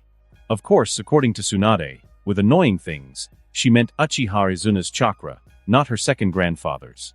Whether others believe it or not, she believes it anyway. But it's obvious that some people don't believe it, like Uzumaki Mito. On the other hand, Senju Tobirama is the first one who doesn't believe it. Just listening to Tsunade's tone, it seems like she can't wait to throw him out of Kazuki's body. Oh, I'm under so much pressure, Tobirama. Kazuki said faintly, your whole family is looking at me. You, an old man, conspired against my soul, your sister-in-law conspired against my heart, and your granddaughter coveted my body. Otherwise, you should give me a quick death now, and I can feel much more relaxed. Tobirama covered his face, unable to believe it. He would never have imagined that Tsunade seemed to have feelings for Kazuki that went beyond the teacher-student relationship. Kazuki, when the time comes, I will find a way to leave. You don't have to worry about this. Let it go, Tobirama. I'd rather focus on reviving you. That seems like a more reliable option. You're not someone who can be trusted with plans. Kazuki patted Senju Tobirama on the shoulder. Anyway, Tsunade and I are just master and apprentice now. If there is any other development in the future, you can come to help us get married after you are resurrected. Maybe this can be regarded as a marriage between Uchiha and Senju. And if nothing happens, then perfect, you could also help me keep her away. I don't like the idea of being harassed. Senju Tobirama rolled his eyes at Kazuki. You talk like no one wants Tsunade. Kid, it's too early for you. Senju Tobirama frowned, but he was calculating quickly in his mind. However, if Tsunade and Kazuki really did end up together in the future, maybe it wouldn't be so bad. Perhaps, after so many centuries of enmity between the Senju and the Uchiha, this ancient but effective method could finally put an end to it all. Kazuki shook his head. Tobirama's thoughts were sometimes so unpredictable that even he couldn't keep up with them. As for what we will say to the outside, we will use the rumors between the Senju and the Uchiha as an excuse to cover it up. Uzumaki Mito suggested pulling out several historical documents filled with conjectures about chakra reincarnations. There were even notes from Tobirama himself. Kazuki is the chakra reincarnation of both Tobirama and Uchiha Izuna. Although it may sound a bit forced, it is enough to satisfy the village's doubts. And most importantly, it is something Kazuki can accept. Uzumaki Mito narrowed his eyes. If anyone insists on investigating further, we simply delete them. Tsunade looked at Uzumaki Mito's face, which suddenly turned cold, but nodded in agreement. Things like forbidden techniques, which also concern the most sensitive second Hokage and Uchiha, are indeed a topic that cannot be discussed too much. This will seriously affect the recognition of the will of fire and even affect Kazuki's mentality. After all, if it is a coincidence, Kazuki will naturally feel a little complicated, but it is not unacceptable. But if it is man-made and deliberate, the nature is completely different. As for the other people in the village, as long as the Hokage residence gives an explanation, then whether they believe it or not is their own business, and there is no need to explain. After a long time, Kazuki slowly opened his eyes, looked at Uzumaki Mito and Tsunade in front of him, frowned, and a trace of loss flashed in his eyes. Mito-sama, I'm sorry, I couldn't control my power. Uzumaki Mito waved his hand gently and handed Kazuki a pile of information about reincarnation. Kazuki, this is what I told you before. There is a hidden power in your body. Today, I will tell you the truth. The chakra of Tobirama and Uchiha Izuna is in your body. As for the adamantine sealing chains, you don't have to be confused. This is a little help for you to control this power. Tsunade looked at Kazuki's confused look and pursed her lips distressedly. She really didn't want to deceive Kazuki, but what could she do? Should she tell Kazuki that he was a product created by the forbidden technique of the second Hokage who hated Uchiha? That's absolutely not possible. Kazuki stared blankly at the information prepared by Uzumaki Mito for him and flipped through it. After a long time, Kazuki sighed deeply and seemed to be in a state of confusion. Tobirama, who had remained silent, could no longer contain himself. His sister-in-law had actually managed to explain a single matter with two completely logical versions. But the false version is the one that is really true. Uzumaki Mito looked at Kazuki's increasingly calm appearance and laughed. Kazuki, don't worry, you can use the sealing techniques I taught you recently, Tsunade and Hiruzen. They will also help you, you are not alone. Tsunade nodded quickly. That's right, Kazuki. Don't worry, your teacher will always be with you. Kazuki smiled weakly. I know, Mito-sama, Tsunade-sensei. I actually had a premonition of these, but I still find it unbelievable to learn the truth today. I want to think alone for a while, okay? Uzumaki Mito and Tsunade looked at each other and nodded. Go, Kazuki, you are tired today too. Tsunade watched Kazuki's somewhat confused appearance walk away, and without knowing why, she remembered the days when she had wandered through casinos and bars, lost in her vices. Back then, it was Kazuki, like a light, who entered her life and saved her. Now, it was her turn to guide Kazuki through his own inner turmoil. Tsunade's gaze became more determined. Uzumaki Mito let out a sigh, as if a great weight had been lifted from her shoulders. At last, the last matter that worried me is resolved. I can feel that Kazuki's heart is calm and serene, although somewhat lost. Tsunade sighed as well. She didn't know why, but lately she felt more and more disconnected from reality in this village.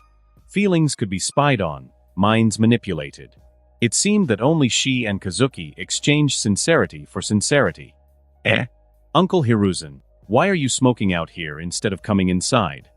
Sarutobi Hiruzen looked at Kazuki and laughed awkwardly.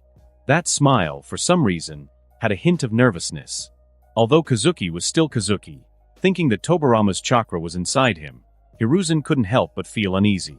Well, Hiruzen, come in. Hiruzen took a deep breath and gave Kazuki a forced smile.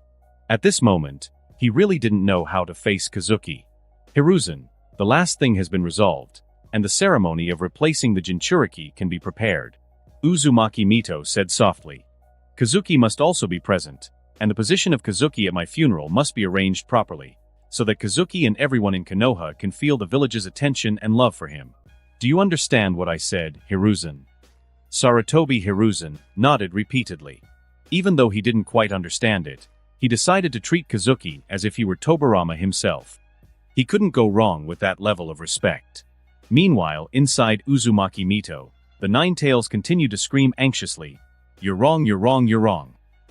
That kid lied to you, he is the reincarnation of Uchiha Madara. He is the descendant of Uchiha Madara.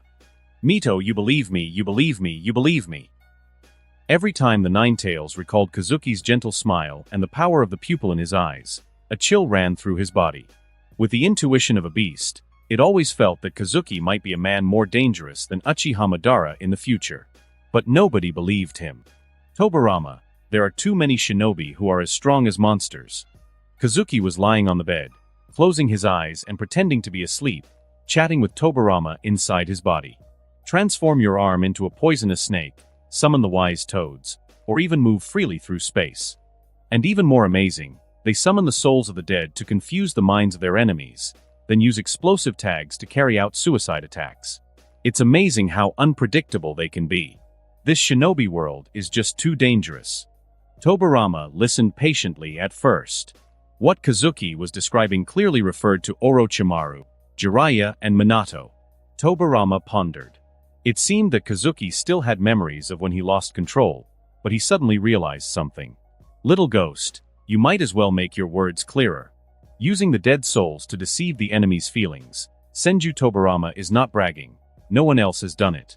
Senju Tobirama was about to refute, but he thought of Kazuki who had just forgiven him not long ago, and swallowed the words back, and said in his mind, Myth sister-in-law, why do you have to tell him everything and then blame me? But after thinking about it, Senju Tobirama still couldn't help it. Kazuki calling others monsters? Shouldn't he take a look at himself first? Kazuki. Senju Tobirama pondered for a moment, and said with a stern face, In fact, you already have some strength. There is no need to be so anxious. You are only 13 years old. and your strength will develop rapidly with age. Besides, you have even mastered my Flying Thunder God technique, and no one in the shinobi world can touch you." Tobirama looked at Kazuki's wrist and was still a little surprised. There, where Minato had left a mark of the Flying Thunder God, Kazuki had easily erased it, as if he was using an eraser with his chakra. This is almost impossible. Except for the physical method of cutting off the flesh and blood, Senju Tobirama has never seen an enemy with the Flying Thunder God mark on his body, and he can remove it by other methods. The only explanation was that, during the brief time when Kazuki lost control, he, in his unconscious state, had learned the Flying Thunder God technique through muscle memory. After all, once you have mastered the technique and have the proper knowledge of stamps, removing a mark is not that difficult. But what a terrifying talent this is. But thinking that Kazuki was the reincarnation of his and Uchiha Izuna's chakra, Senju Tobirama was reluctantly relieved. Hearing Tobirama say that by mastering the Flying Thunder God technique, no one would be able to catch him, Kazuki slowly shook his head. "Tobirama, are you saying that the Flying Thunder God technique is safe?" "It's still not safe enough. Did you forget? How did the developer of that technique die? That's a story you know better than I do." Senju Tobirama's mouth twitched, and he muttered softly, "Who knew that those two bastards would have such a thing as the treasured tools of the Sage of Six Paths? And they could also enter the Jinchuriki form of the Nine Tails version 1 and 2. I'm just a normal human being." Kazuki raised his eyebrows and teased. "So, you mean the surprise attack doesn't count because it was unfair?" Senju Tobirama was about to nod. If given another chance to face the Kinkaku and Ginkaku brothers, even without knowing that they would become the Jinchuriki form of the Nine Tails, Tobirama was convinced that he would not lose. But something seemed wrong. The surprise attack, in certain circumstances, can still be valuable. Tobirama muttered, though he didn't sound very convinced. Under the effect of the power of Tobiruna, Izuna's pupil power was constantly nourished by the soul of Senju Tobirama, and as if it had heard this conversation, its energy increased as if it were joyful and showing an act of defiance. Tobirama's expression turned grim. If this had happened before, without hesitation, he would have forced Kazuki to accept his power and brutally suppress Uchiha Izuna. But the problem is, now was a delicate moment. Kazuki said he trusted him, but was there really no trace of distrust left? If Tobirama deliberately attacked Izuna's pupil power, it would be like following the third step of the five-step plan that Kazuki mentioned, forcing Kazuki to rely solely on his power. Tobirama sighed. Kazuki had talked about it so much that even he, an idiot when it came to emotional matters, had memorized those 5 steps. "Uchiha Izuna, I will settle this grudge with you in the future." Senju Tobirama watched as Izuna's pupil power increased. His teeth were about to break, but he couldn't do anything. After all, if he lost Kazuki's trust, he would fall for Uchiha Izuna's evil plan. Tobirama will let Izuna enjoy his small triumph for now. "Tobirama, I'm not saying that the Flying Thunder God technique is not useful." Kazuki patted Tobirama's shoulder and said seriously, "I just think that shinobi are too fragile. Just like Namake's Minato's fighting method, he can almost defeat most shinobi in this world only through the Flying Thunder God technique and taijutsu. The reason lies in the fragile bodies of shinobi. Whether it's you, Uchiha Izuna, Sarutobi Hiruzen, or a newly graduated genin, if everyone's throat is left there for Namake's Minato to cut, I think they will all die." Senju Tobirama's eyes flickered. He seemed to understand what Kazuki wanted to say. "Minato's strategy has given me a lot to think about. When two shinobi fight to the death, what can truly kill you is your weakest part. No matter how strong your ninjutsu is, your body is still just as fragile." Minato understood this perfectly. He used the Flying Thunder God technique to confront each enemy's most obvious weakness, allowing him to defeat even shinobi who were seemingly more complete than him. I must admit, he is a genius. He accurately found the weak point common to all shinobi. Tobirama nodded in understanding. He naturally understood this. Before Minato, he himself had already developed that kind of strategy. "Kazuki, you can do the same too." Tobirama began to analyze the situation for Kazuki. "Since you have mastered the Flying Thunder God technique, with me here to guide you, I will teach you to perfect the technique and its derivatives. Furthermore, your dynamic vision, reflexes, and taijutsu are even better than that Minato's. What he can do, you can only do better." Kazuki shook his head slowly and said softly, "The Flying Thunder God technique is indeed powerful, but there are still problems." Senju Tobirama frowned. The Flying Thunder God technique is one of the most powerful techniques he invented. Even if Kazuki said so, Senju Tobirama didn't think there was any problem. Kazuki said slowly, "The strength of the Flying Thunder God technique will inevitably cause enemies to seek countermeasures. And the ease and power that the technique grants makes the user dependent on it, which could lead to negligence. Tobirama, tell me the truth, when you were covering for Sarutobi Hiruzen and others, did you ever think that you would not be able to come back?" Senju Tobirama was silent. To be honest, although at that moment it seemed like he was testing Hiruzen and Danzo's minds, he never thought he wouldn't come back.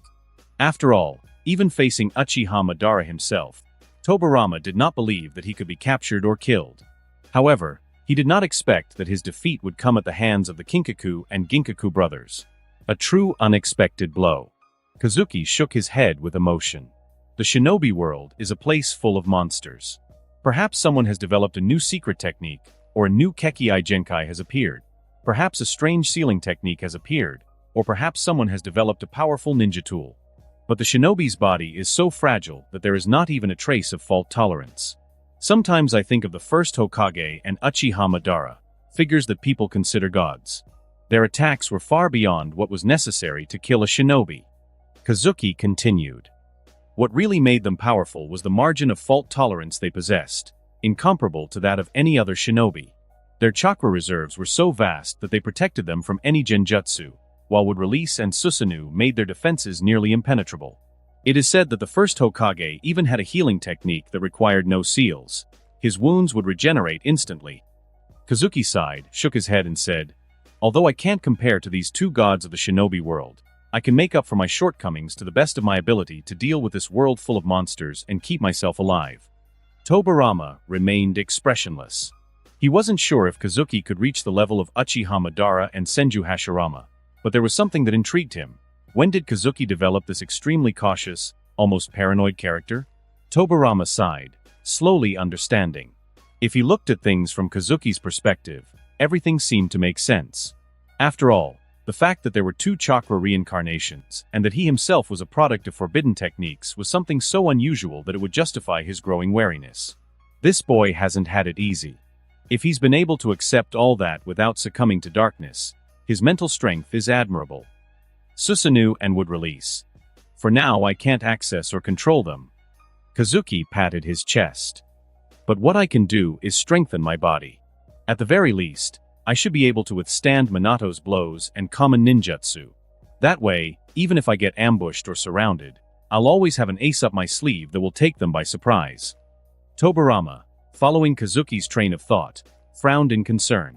Fortunately, it seems that in the Uchiha clan, only Kazuki has developed this cautious mindset.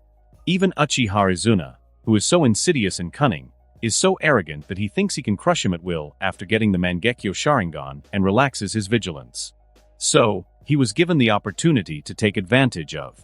If Izuna had been as cautious as Kazuki and devoted himself to secretly training his body, just like his Sharingan, Tobirama couldn't help but shudder at the thought.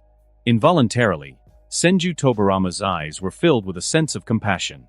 Kazuki's enemies will not only face a terrifying genius, but also an extremely cautious being. But after thinking about it, Senju Tobirama said seriously, "Kazuki, your idea is good, but physical training is something that few people in the shinobi world do. It's not that others haven't considered it, but with the body of a shinobi, the effort, time, and talent required to train the body do not compare to the benefits of training ninjutsu. Only the Reikage line in Kumogakure has a special constitution that allows them to develop such techniques. What you need is to maintain that cautious attitude and concentrate on perfecting the techniques and skills you already possess. If you do that, you will be more than safe." As he spoke, Tobirama's expression became strange.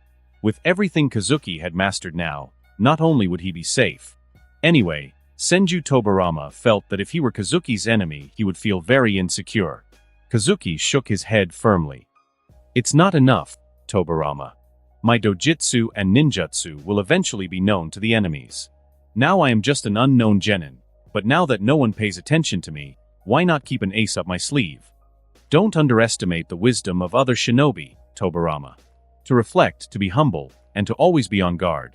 These are the qualities a Konoha shinobi must have, dear second Hokage." Senju Tobarama snorted, but inexplicably felt that Kazuki's words made sense. He was thinking, if Kazuki really resurrected him. This sentence seems to be included in the textbook of the Will of Fire, which is much better than the stuff that Monkey is talking about now. Senju Tobarama didn't realize that in a trance, Kazuki seemed to have become one of the interpreters of the Will of Fire. Tobarama, do you know the lightning release chakra flow ninjutsu you mentioned? Have you mastered it? Kazuki asked. Senju Tobarama folded his arms and smiled confidently. It's nothing more than a simple technique to activate the body. Only those barbarians in Kumogakure who have special bodies and no development ability can specialize in this. I'm too lazy to promote this technique in Konoha, for fear that it will lead the shinobi of the village astray. But if you insist on learning it, I will teach it to you. As soon as Senju Tobarama finished speaking, a trace of lightning flowed through his body. It was the secret ninjutsu of Kumogakure, the lightning release chakra mode. Did you see it? Kazuki. Senju Tobarama pointed at himself and explained. The so-called lightning release chakra mode is a technique that uses lightning to activate one's body to enhance strength, speed, and defense. It is so simple and crude. However, this technique has problems. Unlike what you think, it is not a pure physical strengthening technique. Most of the lightning chakra only covers the body as a defensive layer, but in the face of sealing or wind techniques, it becomes extremely fragile. Furthermore, by exposing yourself to this electrical stimulus, both your mind and body will be exhausted, preventing you from learning other ninjutsu. That is precisely the reason why those brutes from Kumogakure only focus on this technique and do not train others. It's not that they don't want to, it's that they simply can't. And if that wasn't enough, lightning release chakra mode affects the flow of chakra within your body, making it difficult to use other ninjutsu while it's active. You'll only be able to fight with brute physical strength. I, with all my skill at chakra control, can't even overcome this limitation, let alone others in the shinobi world. So, do you understand, Kazuki? You have a good disposition, but this path is not right for you. Tobarama explained it to him patiently. Although Kazuki's ideas are good, the reality is cold. If this technique is really so easy to practice, Senju Tobarama would have promoted it in Konoha long ago. He didn't want to see Kazuki go astray due to his caution, giving up on his existing talent and going down the wrong path. Kazuki nodded, understanding what he was saying, but he couldn't help but continue staring at the lightning surrounding Tobarama. Moments later, a burst of lightning engulfed Kazuki. Senju Tobarama was stunned for a moment. But it was useless. In Senju Tobarama's opinion, the better Kazuki's talent, the less he should practice those barbarians' broken ninjutsu. That thing looks powerful, but it can't release other ninjutsu at the same time, and it will also affect daily practice. Just when Senju Tobarama wanted to continue to persuade Kazuki not to practice this technique, Kazuki frowned and raised a finger. A tiny fire dragon and a water dragon sprouted from his finger, displaying incredible chakra manipulation ability. Senju Tobarama looked at this scene blankly. What Senju Tobarama didn't know was that Kazuki could already actively extract his power. Although the movement might be discovered if it was too large, as long as it was not too excessive, Senju Tobarama would only think that it was Uchiha Izuna's resistance. In other words, Kazuki has two chakra pathway systems. Kazuki dissipated the light of the lightning in his body and felt the fatigue in his muscles, just as Tobarama had mentioned. But to be honest, he barely felt it. The physical consumption of the lightning release chakra mode is like a pleasant walk after dinner in front of Kazuki's constantly strengthening Senju Uzumaki bloodline. Senju Tobarama continued to look blankly, watching the green fluorescence light up in Kazuki's hand to relieve his body. Not bad, Tobarama. How come you think this technique is tiring? Kazuki glanced at Senju Tobarama in confusion. I, who consider myself normal, seem to have more stamina than you. Tobarama's lips trembled. Here we go again, Kazuki, this kid, is saying that he is an average person again. Although Senju Tobarama didn't want to see Kazuki like an Uchiha, arrogant and obsessed with power, becoming more and more arrogant. But sometimes, Senju Tobarama really wanted Kazuki to be a little more Uchiha, not so humble. Kazuki's modesty made Senju Tobarama, a genius from childhood, feel a little upset. If Kazuki was a little prouder, he might feel better. In my situation, I should be able to practice the lightning release chakra mode, right, Tobarama? With an expressionless face, Tobarama nodded. Yes, you're right. But But Kazuki muttered something to himself. No, something still doesn't add up. Senju Tobirama was stunned. What was wrong again? To be frank, if Tobirama had Kazuki's talent, he would also train this technique. Senju Tobirama was thinking, if he had mastered the lightning release chakra mode back then, wouldn't he have chased Uchiha Izuna and chopped him? A mere Uchiha wants to fight him with a sword? Humph, don't even think about it. Tobirama, just as you warned me, the lightning release chakra mode will still be restrained by the sealing technique and the wind release. A trace of caution flashed across Kazuki's eyes. Then I should train my physical strength even more. That way, even if I get caught in a trap, I'll have 2 aces up my sleeve. Senju Tobirama rubbed his face in pain. This is really a sin. Obviously a good genius. How could he become such a character after hearing the nonsense of Mito's sister-in-law? Kazuki, you are obviously very strong. Can you not be too cautious? But Senju Tobirama thought about it and felt that what Kazuki said was not without reason.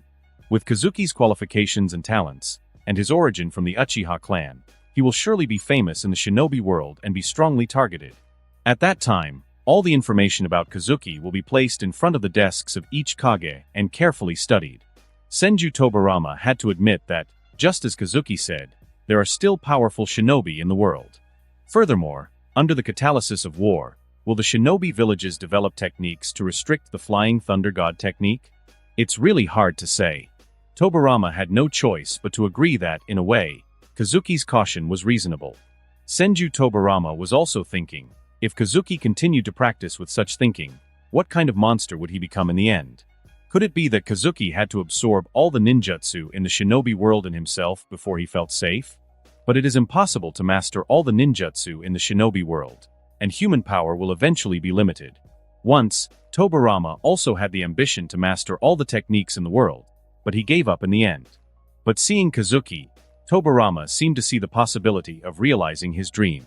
Brother, are you okay? Kazuki-sama. Kazuki, are you there? Outside the door, Shursui, Might Due and Might Guy called nervously. They all felt the extremely violent lightning chakra that Kazuki had just released. Kazuki smiled. Lightning release chakra mode? Although he learned it for his own safety, it unexpectedly fit in well with these 3 people at home. Kazuki opened the door and smiled at the others. Relax, it's nothing. I just wanted to show you something interesting. Good ingredients. Are you going to prepare something delicious? Might Guy said excitedly, leave it to me to handle the ingredients, Kazuki, I am very good at this. Shursui took out the tanto he was carrying on his back. Brother, my swordsmanship can also be used in cooking. But Might Due laughed and hugged Shursui and Guy. This is youth. How are Shursui and Guy going to do these difficult jobs, being so young? Of course, this difficult task should be handed over to me, Crazy Due. Might Guy and Shursui writhed in Might Due's arms, but found that they couldn't break free no matter how hard they tried. Kazuki looked at Due and nodded with a slight smile. Thanks to a proper diet, medicinal baths and medical ninjutsu to remove hidden wounds, Due's physical condition was improving noticeably. He seemed rejuvenated, as if the energy of youth was imbued in him. Due's muscles filled out his tight suit to the point where it looked like he would burst at any moment. It was almost a comical image. Kazuki looked indulgently at this odd group and gestured for them to take a seat. Instantly, Shursui, Guy, and Due sat obediently at the table. Kazuki coughed lightly. I've been making some progress in taijutsu training lately, and I wanted to share it with you. With that, small currents of electricity began to surge from his body. He was using the lightning release chakra mode. I compiled this technique from the classics left by my grandfather. It uses lightning chakra to stimulate the activity of the body, which can improve the strength, speed, and defense of the human body. It is very suitable for us to practice together. Kazuki smiled and gently touched the foreheads of the 3. Shursui, Guy, and Due felt a pressure on their eyebrows. When they regained their composure, they saw that Kazuki seemed to still be standing in the same place. After Kazuki lightly touched his forehead, Shursui protested, somewhat frustrated. That was an ambush. Brother, do it again. You won't catch me by surprise this time.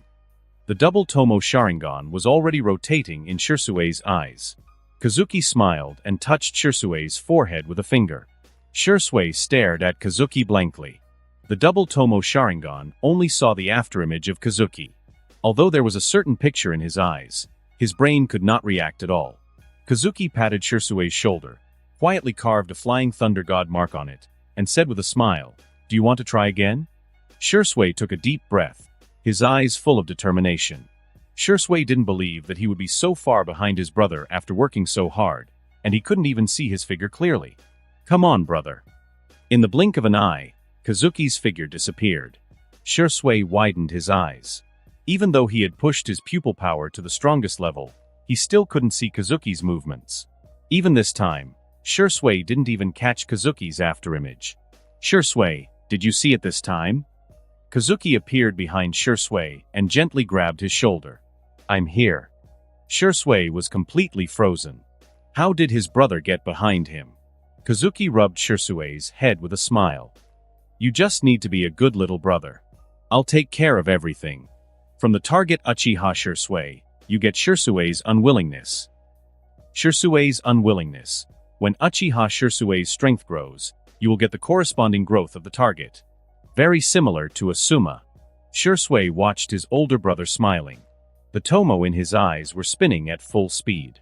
For some time now, Kazuki's power had grown so much that it was unreachable for him. No matter how hard he tried, it seemed impossible to even reach his shadow. Special talent, Shirsue's reluctance. Your pupil power has increased. Kazuki smiled and glanced at Shirsue. Indeed, things like leeks or the younger brother of the Uchiha clan need to be harvested from time to time. Otherwise, how can they grow well? Kazuki-sama, this technique is perfect for taijutsu shinobi, but... Might Due looked at Kazuki's speed and swallowed his saliva. As an experienced taijutsu ninja, Might Due could sense that the lightning release chakra mode was ideal for both Guy and himself. Opening the 8 gates will not interfere with the lightning release chakra mode, because both techniques release chakra violently and do not require very precise operations. However, there was a problem that prevented Due and Guy from taking advantage of that technique. Both had dedicated themselves to taijutsu precisely because of their inability to learn ninjutsu. Kazuki-sama, Guy and I really have no talent for practicing ninjutsu. Due commented, pressing his hands tightly on his legs. Even with all their youthful strength, that was a fact they could not change. Kazuki shook his head, turned around and took out a stack of chakra test papers, and motioned Might Due and Might Guy to try. He knew the chakra attributes of Shirsue. In addition to the standard fire and thunder of the Uchiha clan, there is also wind attribute. Might Guy's eyes were full of unwillingness. This is the ninjutsu summarized by Kazuki. Could it be that he really has no talent to learn? When Guy flowed his chakra onto the paper, it burned and wrinkled slightly. This shows that Might Guy has 2 chakra attributes, fire and lightning. However, Due's test paper was barely crumpled. It didn't show any clear attributes, a rare case of lacking chakra affinity. Might Due sigh. If someone wants to learn a ninjutsu, they also need to master the corresponding changes in form and nature. Having the corresponding attribute is only the basics of the basics, and Due is far from even the entry level. Kazuki picked up Might Due's chakra test paper and looked at it carefully. Due-sen, it seems your chakra has a slight affinity with lightning, although it is difficult for most to perceive. Due was shocked when he heard it, and leaned over to look hard, but he could only see the smoothness of the test paper. Could it be that slight? But looking at Kazuki's 3 Tomo Sharingan, Might Due vaguely had a glimmer of hope. But the problem is that even if he has the corresponding chakra attribute, he is still far from being able to practice ninjutsu. Kazuki shook his head. Lightning release chakra mode. The practice is to strengthen the body. The key is... When he finished, Guy was blushing, and Due's gaze was unfocused, while Shirsue nodded in understanding, as if he had grasped some key points. Guy, you go first. Guy raised his head with a puzzled expression. He really wanted to try, but his chakra was as stagnant as ever, unwilling to follow his commands, as if frozen. Unless he activated the 8 gates, Guy couldn't control this heavy flow of chakra. Look into my eyes, Guy, relax your whole body, and don't resist my pupil power, Kazuki said, as he looked into Guy's eyes. Guy nodded vigorously. In this world, besides Might Due, the person he trusted most was Kazuki. Since Might Due became a guard of Kazuki's family branch, Guy began to enjoy a slightly less complicated life, without the worries of daily hardships, dedicating himself only to his training. On many occasions, on quiet nights, Due would remind Guy how deep their debt of gratitude was. The pupil power instantly occupied Might Guy's relaxed mind, and the pattern of Sharingan appeared in his eyes. Due, watching his son in that state, did not seem worried. Rather, he looked at him with interest. At that instant, Guy looked like a puppet under Kazuki's control. His body was completely under Kazuki's control, including the flow of chakra within him. Guy has a peculiar chakra pathway system, and his sensitivity to elemental chakra is somewhat low. Kazuki raised an eyebrow. If he wasn't the one guiding Guy himself, learning the lightning release chakra mode would be really difficult for someone with his potential. Probably, the only technique suitable for Guy's chakra pathway system would be the 8 gates. Kazuki's Sharingan began to spin slowly, and in the next moment, Guy's body began to release chakra. Slowly, small flashes of electricity began to appear on his body. Due looked at this scene, open-mouthed. He knew his son and knew that, when it came to ninjutsu, he had always been a lost cause.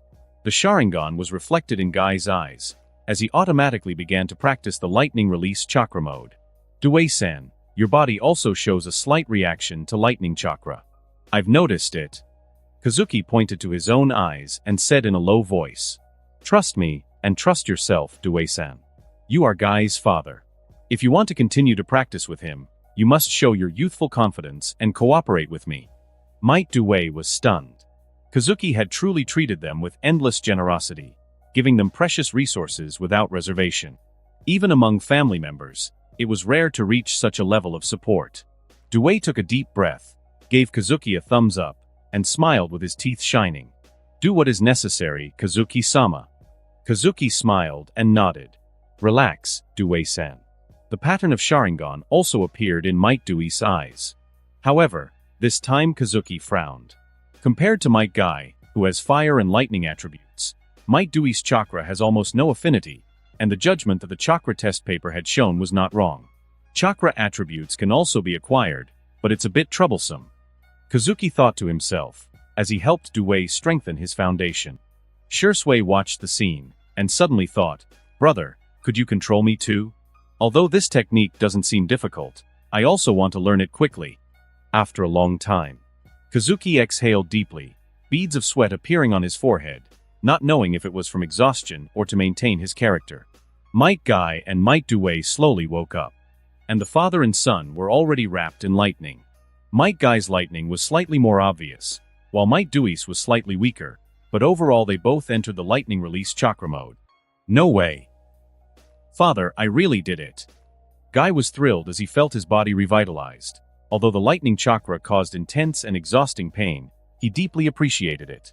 This pain was a gift, a feeling Might Guy had never experienced before. Due, although also moved, looked at Kazuki with eyes full of gratitude, and seeing the sweat on his forehead, tears began to roll down his cheeks. These tears were not like the usual ones, but heavy and full of meaning. Due hugged Guy and with a restrained voice, whispered to him, Guy, it wasn't that we did it on our own, but that we met Kazuki.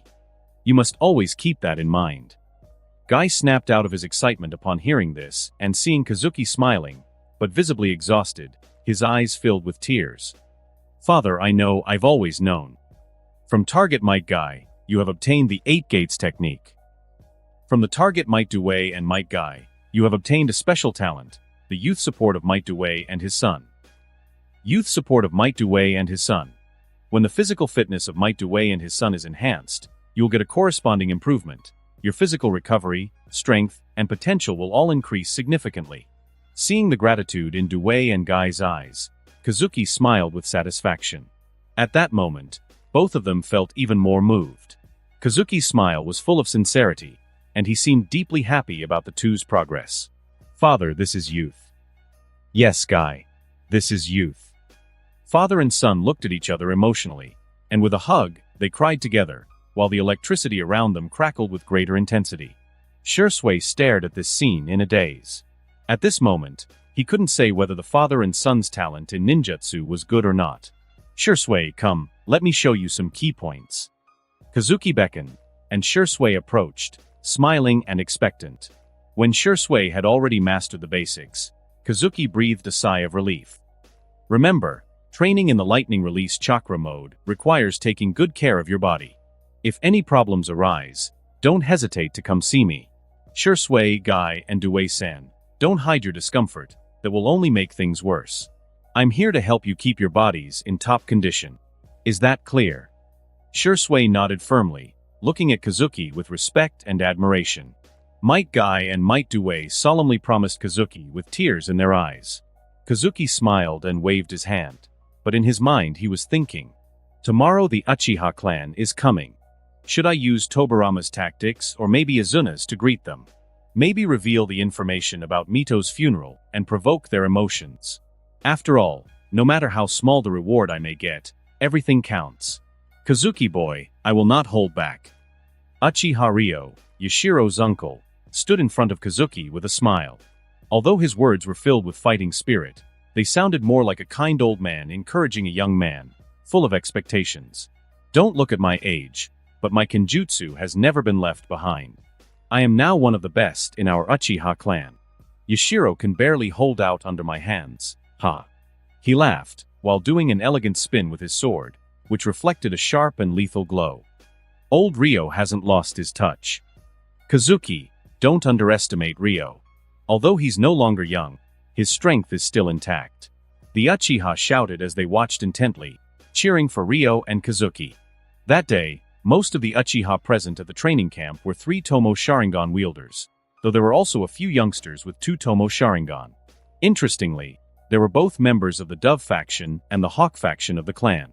These members were here primarily because of the influence of Yashiro, who had privately told them about Kazuki's abilities, along with the efforts of Tetsuhi, Kamahai, and the others. There are less than 20 Uchiha, but they are enough to be called the backbone of the clan and a force that cannot be ignored. These people came here today to continue the meeting that was interrupted by Tsunade and Uzumaki Mito last time. They wanted to see if the young man, of whom Yashiro had spoken wonders, really lived up to their praise. While Kazuki had already proven his prowess and secured a position in Konoha's high command, in the Uchiha clan strength was always the determining factor in gaining respect. In order to place a bet, these elites of the Uchiha clan still have to experience Kazuki's strength and potential in person. Uchiha Yashiro had an inexplicable smile on his lips. Seeing his uncle's heroic look, his mouth uncontrollably grinned and he cheered loudly. Go ahead, uncle. Show Kazuki your sword art. When Yashiro told his uncle about Kazuki's abilities, Ryo was quick to scold him severely. Years with the 3 Tomo Sharingan, and you still can't beat a young man? He scolded. Sometimes you should reflect on your own progress and try harder, instead of looking for excuses. Comparing Kazuki to the legendary Azuna or that bastard Senju Tobirama is ridiculous. Uchiha Yashiro was dumbfounded at the time. Am I not working hard enough? Among the young generation of Uchiha, Yashiro is considered to be very motivated. Uchiha Ryo's criticisms that are ignorant of the world have almost raised his blood pressure. It was only when Kazuki began to integrate into Konoha's central circles that Ryo showed real interest in him. With fake applause, Yashiro celebrated loudly, although in his mind he was already making fun of his uncle. Elder Ryo, I have admired you for a long time. Kazuki slowly pulled out the Muramasa sword and smiled. I've been stagnating lately in both Kenjutsu and Sharingan development and fire release techniques, so I'd love for you to take me seriously and without holding back. Ryo let out a hearty laugh, and in an instant, his eyes revealed the 3 Tomo Sharingan. Well said, Kazuki boy. I like young people like you, who are full of energy. Don't be like Yashiro, who is confused all day and doesn't make any progress. Be careful. Since you asked me, I will do my best to fight with all my might. Ryo looked at Muramasa in Kazuki's hand and shook his head slightly. Not everyone could master a sword that had belonged to the legendary Uchiha Azuna. Kazuki nodded politely. Meanwhile, Shui and Yashiro exchanged knowing glances as they laughed quietly, clearly amused by the situation. Ryo frowned as he clearly saw Shui and Yashiro's expressions, then coldly snorted. Ryo waved his hands violently, and more than 10 shuriken flew towards Kazuki at an astonishing speed and in a strange trajectory. He then inhaled deeply, before spitting out fierce flames that attached to these sharp weapons, increasing the momentum of the attack. Fire release, Phoenix Sage Flower Nail Crimson. Ryo kept his gaze fixed on Kazuki's body as he calmly performed hand seals. Fire release, Great Fire Annihilation. Ryo looked at the technique released by Kazuki and chuckled and couldn't help but sigh that Kazuki had little practical experience. It's not a problem to use fire release to fight fire release. But his Phoenix Sage Flower Nail Crimson included shuriken, not just fire. These shuriken will pass through the flames, becoming a variable in this mutual test, putting Kazuki in a passive position. Cautiously, Ryo continued with another ninjutsu and released a gust of wind from his mouth. Wind release, great breakthrough. The wind fanned the flames, obscuring the shuriken and making the attack harder to dodge. But Ryo's pupils suddenly shrank. The ninjutsu launched by Kazuki continued to increase until it became a violent fire that seemed to cover the sky in an orange-red color. This chakra level, the change of chakra nature of fire release. Ryo tried his best to dodge and maneuver, and at a moment, subconsciously gave up the idea of direct confrontation. After a moment, Ryo looked at the cracked ground in surprise. His carefully prepared shuriken had already turned into molten iron on the ground. The Uchiha who were watching had at some point opened their Sharingan in astonishment. For a moment, the training ground was filled with red light and cold pupil power. Ryo cut off the burnt sleeves. At this moment, he finally understood that the words of Yashiro seemed to be somewhat true. With this terrifying level of chakra alone, Kazuki was enough to be ranked among the strongest men of the Senju clan in his memory. "Elder Ryo, are you distracted?" Kazuki whispered, silently appearing behind Ryo and brandishing his Muramasa sword at him. Ryo spun around, tensing his entire body, and barely managed to block the blow with all his might. "No, how can you have such great strength?" Ryo did his best to resist Kazuki's attack. "Elder Ryo, your strength is the same as Yashiro's, you still need to train." Kazuki commented calmly. "As an Uchiha, why not use your Sharingan to look for an escape instead of resisting head-on? Don't be nervous even if you are at a disadvantage in the battle. This is the basics." Kazuki's words made Ryo wake up from his stupor. Kazuki's presence was so intimidating that he had forgotten something so basic. Quickly, Ryo channeled the power of his Sharingan and met Kazuki's gaze. He felt a mixture of shame and gratitude towards him. The power of the 3-tomo Sharingan pupil should become more powerful as one grows older. In comparison, the young 3-tomo Uchiha is much worse in terms of accomplishments and depth of dojutsu usage. But when Kazuki's pupil power collided with Ryo's, the latter was completely baffled. Ryo, although he seemed untrustworthy, was one of the oldest members of the clan, older even than Sarutobi Hiruzen. He had had the privilege of personally feeling the pupil power of Uchiha Madara and Uchiha Izuna as a child. That experience left a deep mark on him. "Young clan leader Izuna, no, clan leader Madara." Ryo muttered absent-mindedly. "Elder Ryo, what are you talking about?" "I am Kazuki."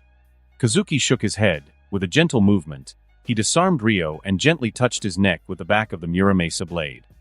"Elder Ryo, age is no excuse to stop training," Kazuki said, with a serious face and a pat on Ryo's shoulder. Uchiha Yashiro almost laughed out loud. He heard Ryo's whisper. "Old man, see for yourself. You still say that I'm talking nonsense." Experience the power of Kazuki's pupil. Ryo, however, seemed stunned, still immersed in the perception of that familiar and astonishing pupillary power of Kazuki's, as his expression changed in astonishment. But Kazuki had already smiled again, which was in stark contrast to the cold pupil power in his eyes. But together with Uchiha Izuna's Muramasa, Ryo held Kazuki's hand tightly. "Kazuki, you..." Kazuki said in a low voice. "Elder Ryo, go rest first." Kazuki then turned around, his pupil power spreading across the Uchiha elites present, and said in a volume that everyone could hear clearly, "If you want, you can all come at once. I see that several of you are not in good shape. If you think I am wrong, prove it to me." Kazuki's tone gradually turned stern, and his eyes swept across everyone present. Tetsuhi, Kamahai, and Yashiro all looked at each other, as did the rest of the Uchiha present. There was a mixture of surprise and a hint of indignation on their faces. Although the Uchiha clan had been confined to the Konoha police force for years, one truth remained. No shinobi of the same level could stand one-on-one with an Uchiha who had awakened the Sharingan. Although Kazuki's strength is astonishing, the proud Uchiha looked at each other and subconsciously made a decision. They would fight together. Fire release, Dragon Fire technique. Fire release, Fire Dragon Flame bullet. Fire release, Dragon Flame release song technique. They all launched their fire-release ninjutsu in a coordinated attack. Their eyes shone with the Sharingan's signature crimson glow, while a powerful rain of fire covered Kazuki's figure. Kazuki, squinting, watched the approaching fire-release ninjutsu and shook his head, almost disappointed.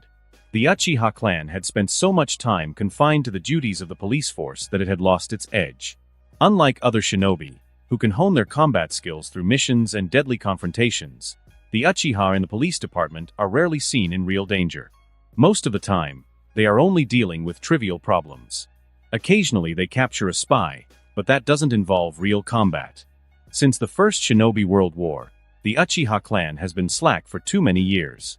In Kazuki's opinion, it is really not good. Kazuki spoke to Tobirama inside him. "Help me." Senju, Tobirama laughed. "I've been ready for a long time."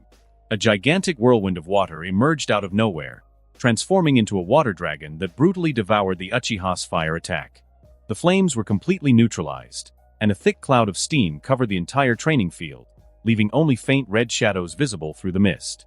Uchiha Yashiro felt the humid fog, and the memory of being beaten by Kazuki came to his mind again.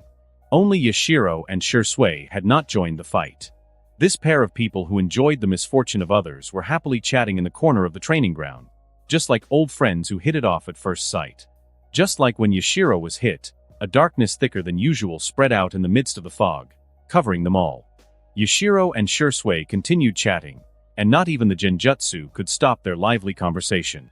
And the Uchiha who were in the range of the Bringer of Darkness technique were suddenly shocked at this moment. Isn't this the technique of the evil Senju Tobirama? Plunged into darkness, the Uchiha began rapidly forming seals, using their dojutsu and ninjutsu to counter the technique. A few seconds later, the light returned, but the first thing they saw were countless shuriken flying towards them. Shuriken? Why use such a basic attack? This is weird. If he was using ninjutsu, he could throw something more powerful than shuriken, right? Could it be that he still lacks combat experience? From the first shuriken that approached, a chain of red flashes began. Kazuki's figure appeared and disappeared around each shuriken, and with each appearance, he knocked down an Uchiha with a precise and forceful blow. In a flash, everyone fell to the ground. The fog cleared, and Kazuki stood in the center of the training ground, surrounded by the fallen Uchiha. Ryo, who did not participate in the battle, stared at Kazuki's figure and muttered to himself, "That's the Flying Thunder God technique." Uchiha Yakushi, forcing himself to ignore the pain in his abdomen, stood up, a spark of ferocity appearing in his gaze. Having not experienced such a thrilling battle for many years, the ferocity and fighting will in the Uchiha bloodline seemed to be stimulated by Kazuki's pressure at this moment.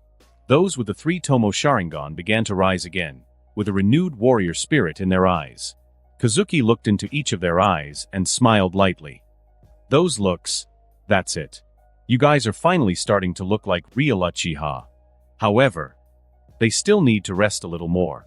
The next moment, thick golden chains burst out from Kazuki's back, instantly entangling these Uchiha who had just ignited their fighting spirit. Adamantine sealing chains. This is not from the Uzumaki clan. Uchiha Yakushi muttered, feeling the flow of chakra in his body begin to fade and become completely blocked. The ferocity that had just been awakened in his gaze instantly disappeared, and he looked at Kazuki with a mixture of confusion and astonishment. Even Yashiro, Kazuki's #1 fan in the clan, was also puzzled. Shursui, however, laughed softly, his voice echoing in the silence around them. "Yashiro-san, the adamantine sealing chains are just a signature sealing technique of the Uzumaki clan. It is not an organ-based Kekkai Genkai like the Byakugan or the Sharingan. In other words, it is similar to the Uzumaki clan's secret technique. My brother has been in contact with Mito-sama for so long, how could he not learn it?" Kazuki looked at Shursui with admiration. "You really overestimated my talent. You can even say such a thing." Yashiro, however, nodded as if everything was clear. "That's right." Ryo frowned in confusion. What the hell is right about this?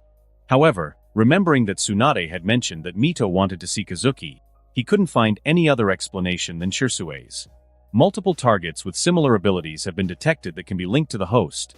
A special target has been linked to the host, Konoha's Uchiha clan.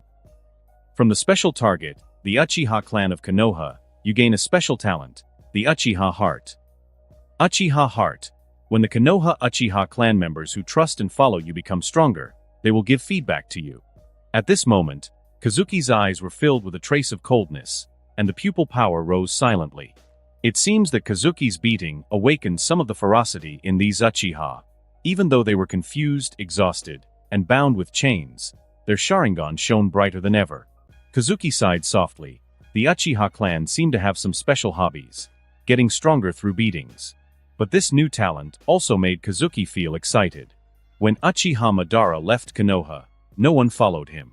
If one day Kazuki did something they couldn't understand, what would these people do? Kazuki sighed. As an emotionless gold coin killer, he was different from Uchiha Madara and Uchiha Izuna. Kazuki didn't care about the supposed loyalty of the Uchiha clan. As long as these people could slightly raise his fighting spirit and provide him with pupil power, it would be considered a mission completed. Everyone, stand up.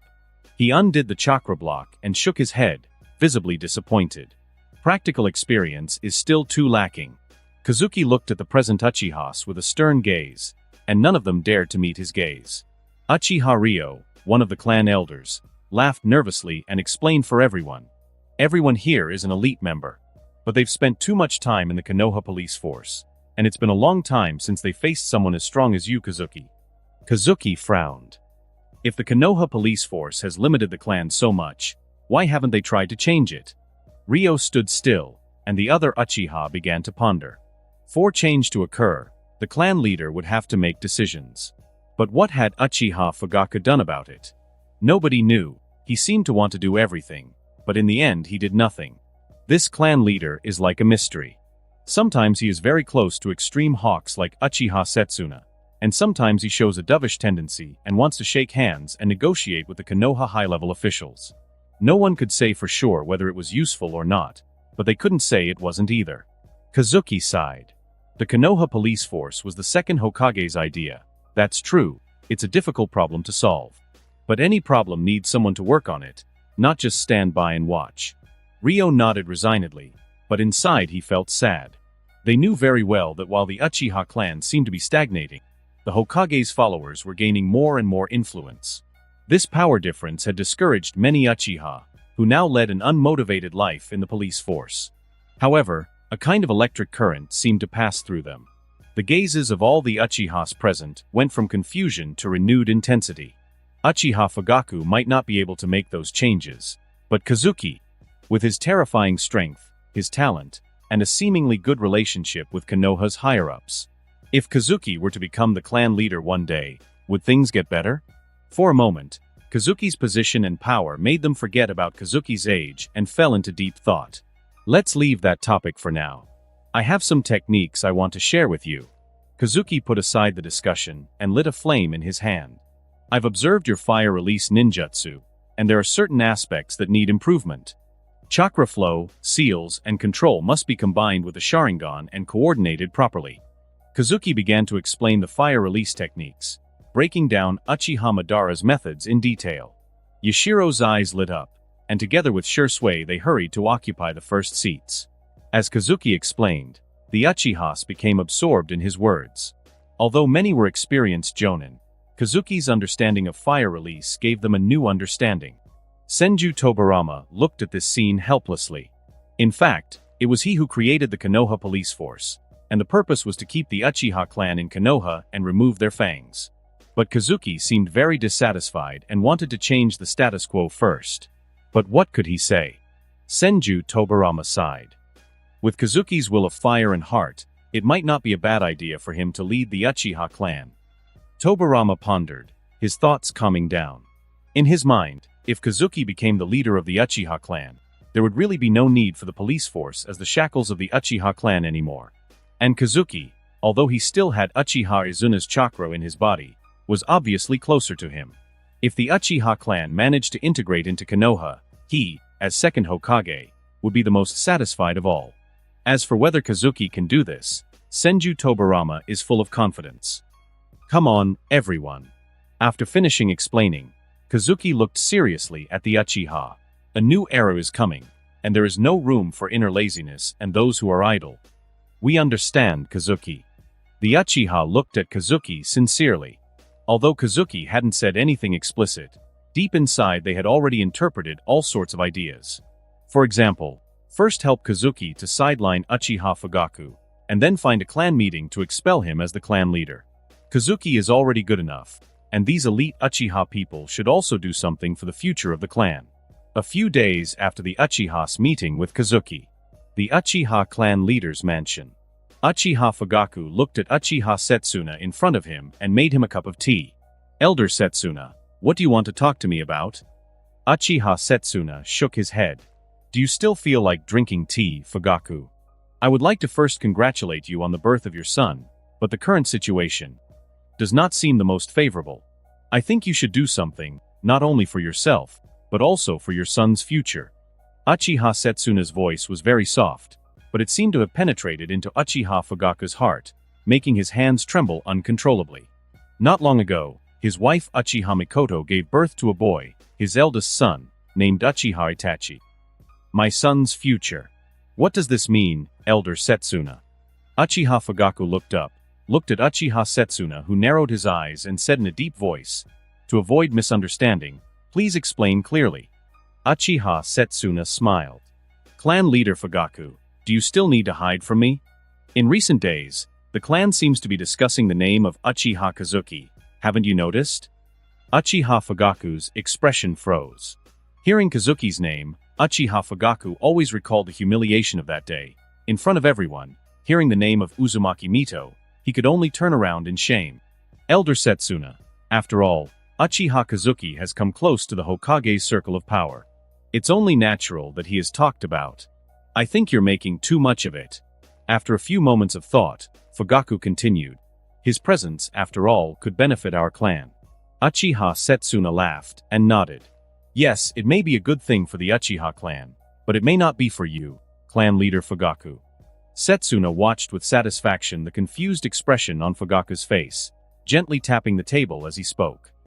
Although Uchiha Kazuki is not old, his talent and strength are still good, and he is even better at winning people's hearts. If he continues down this path, perhaps even your own followers will end up supporting him. In that case, what will you do?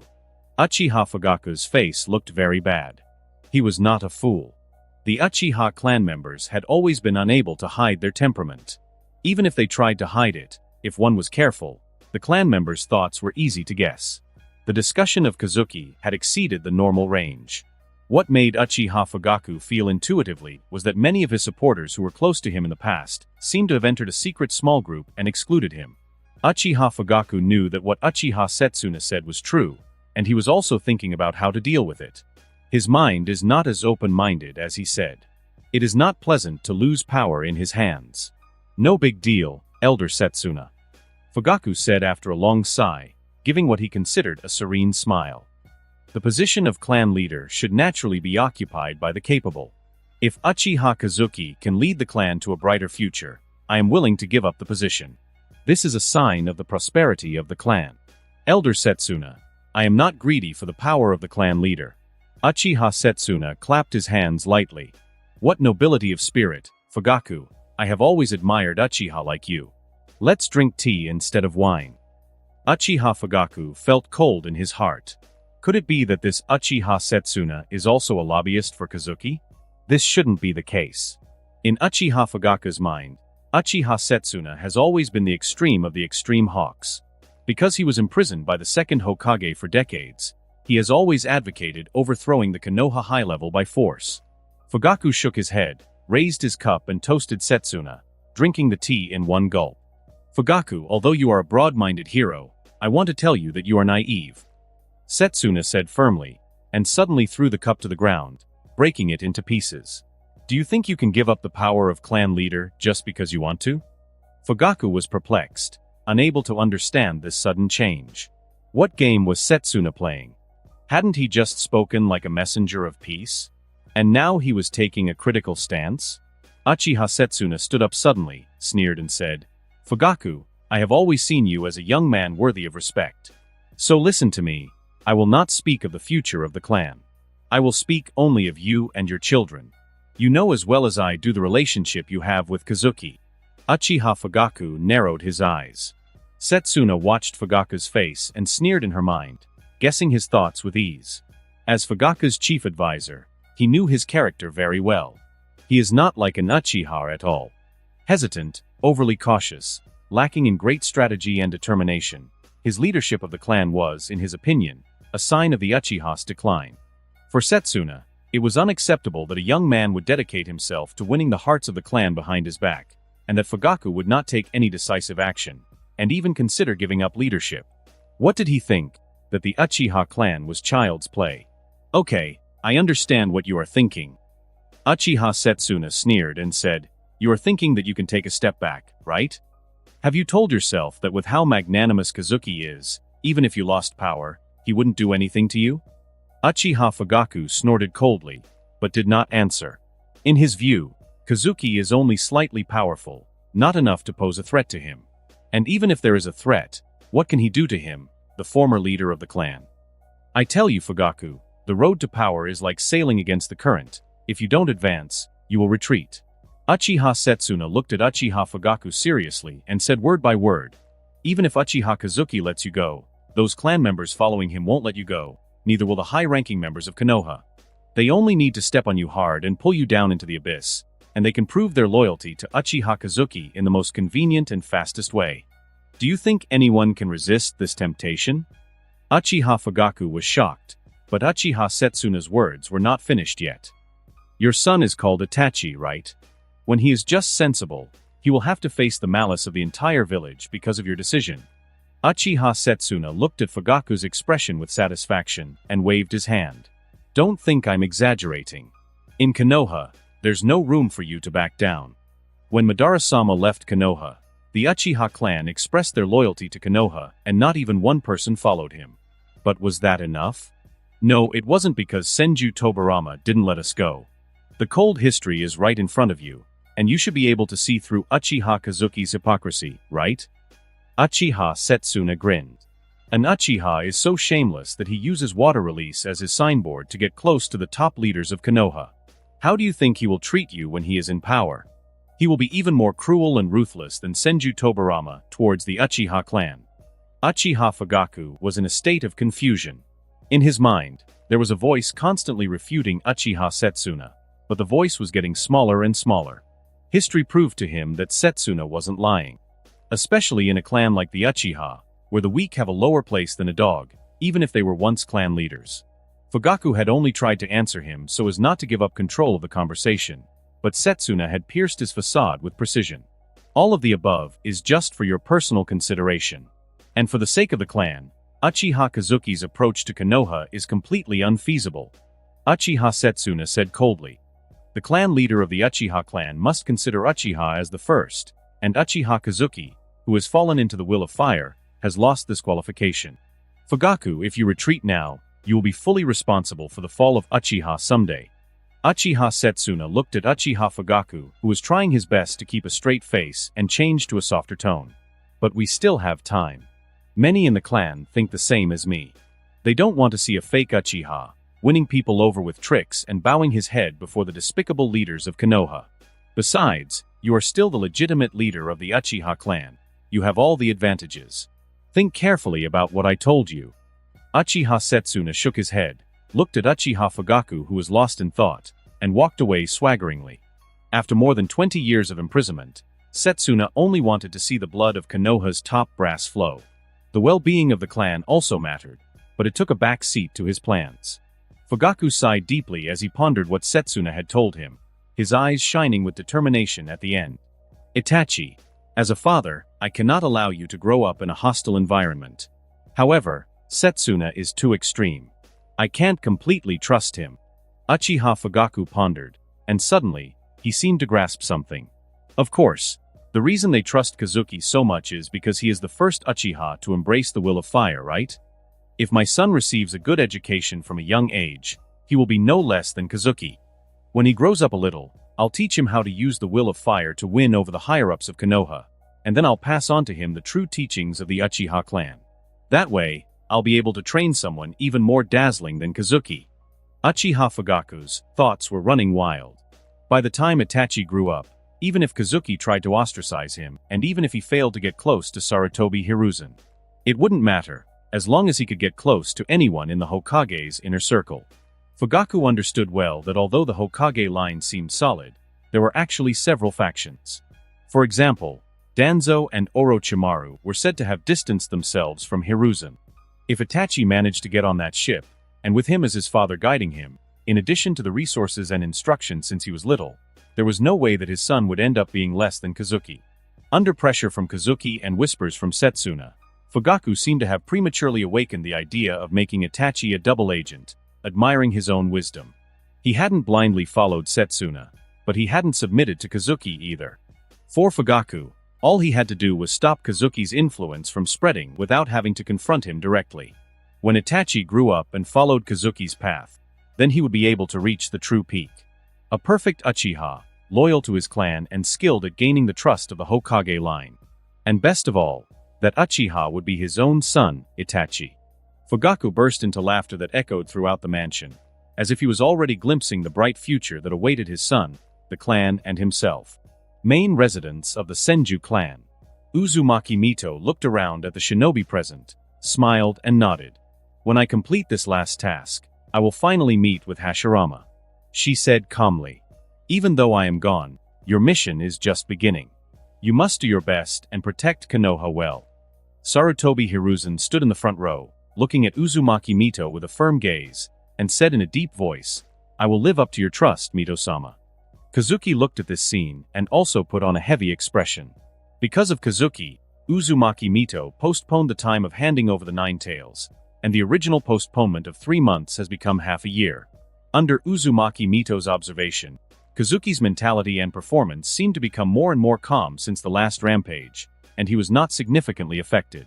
He still treated people with a gentleness from the bottom of his heart, which was reassuring.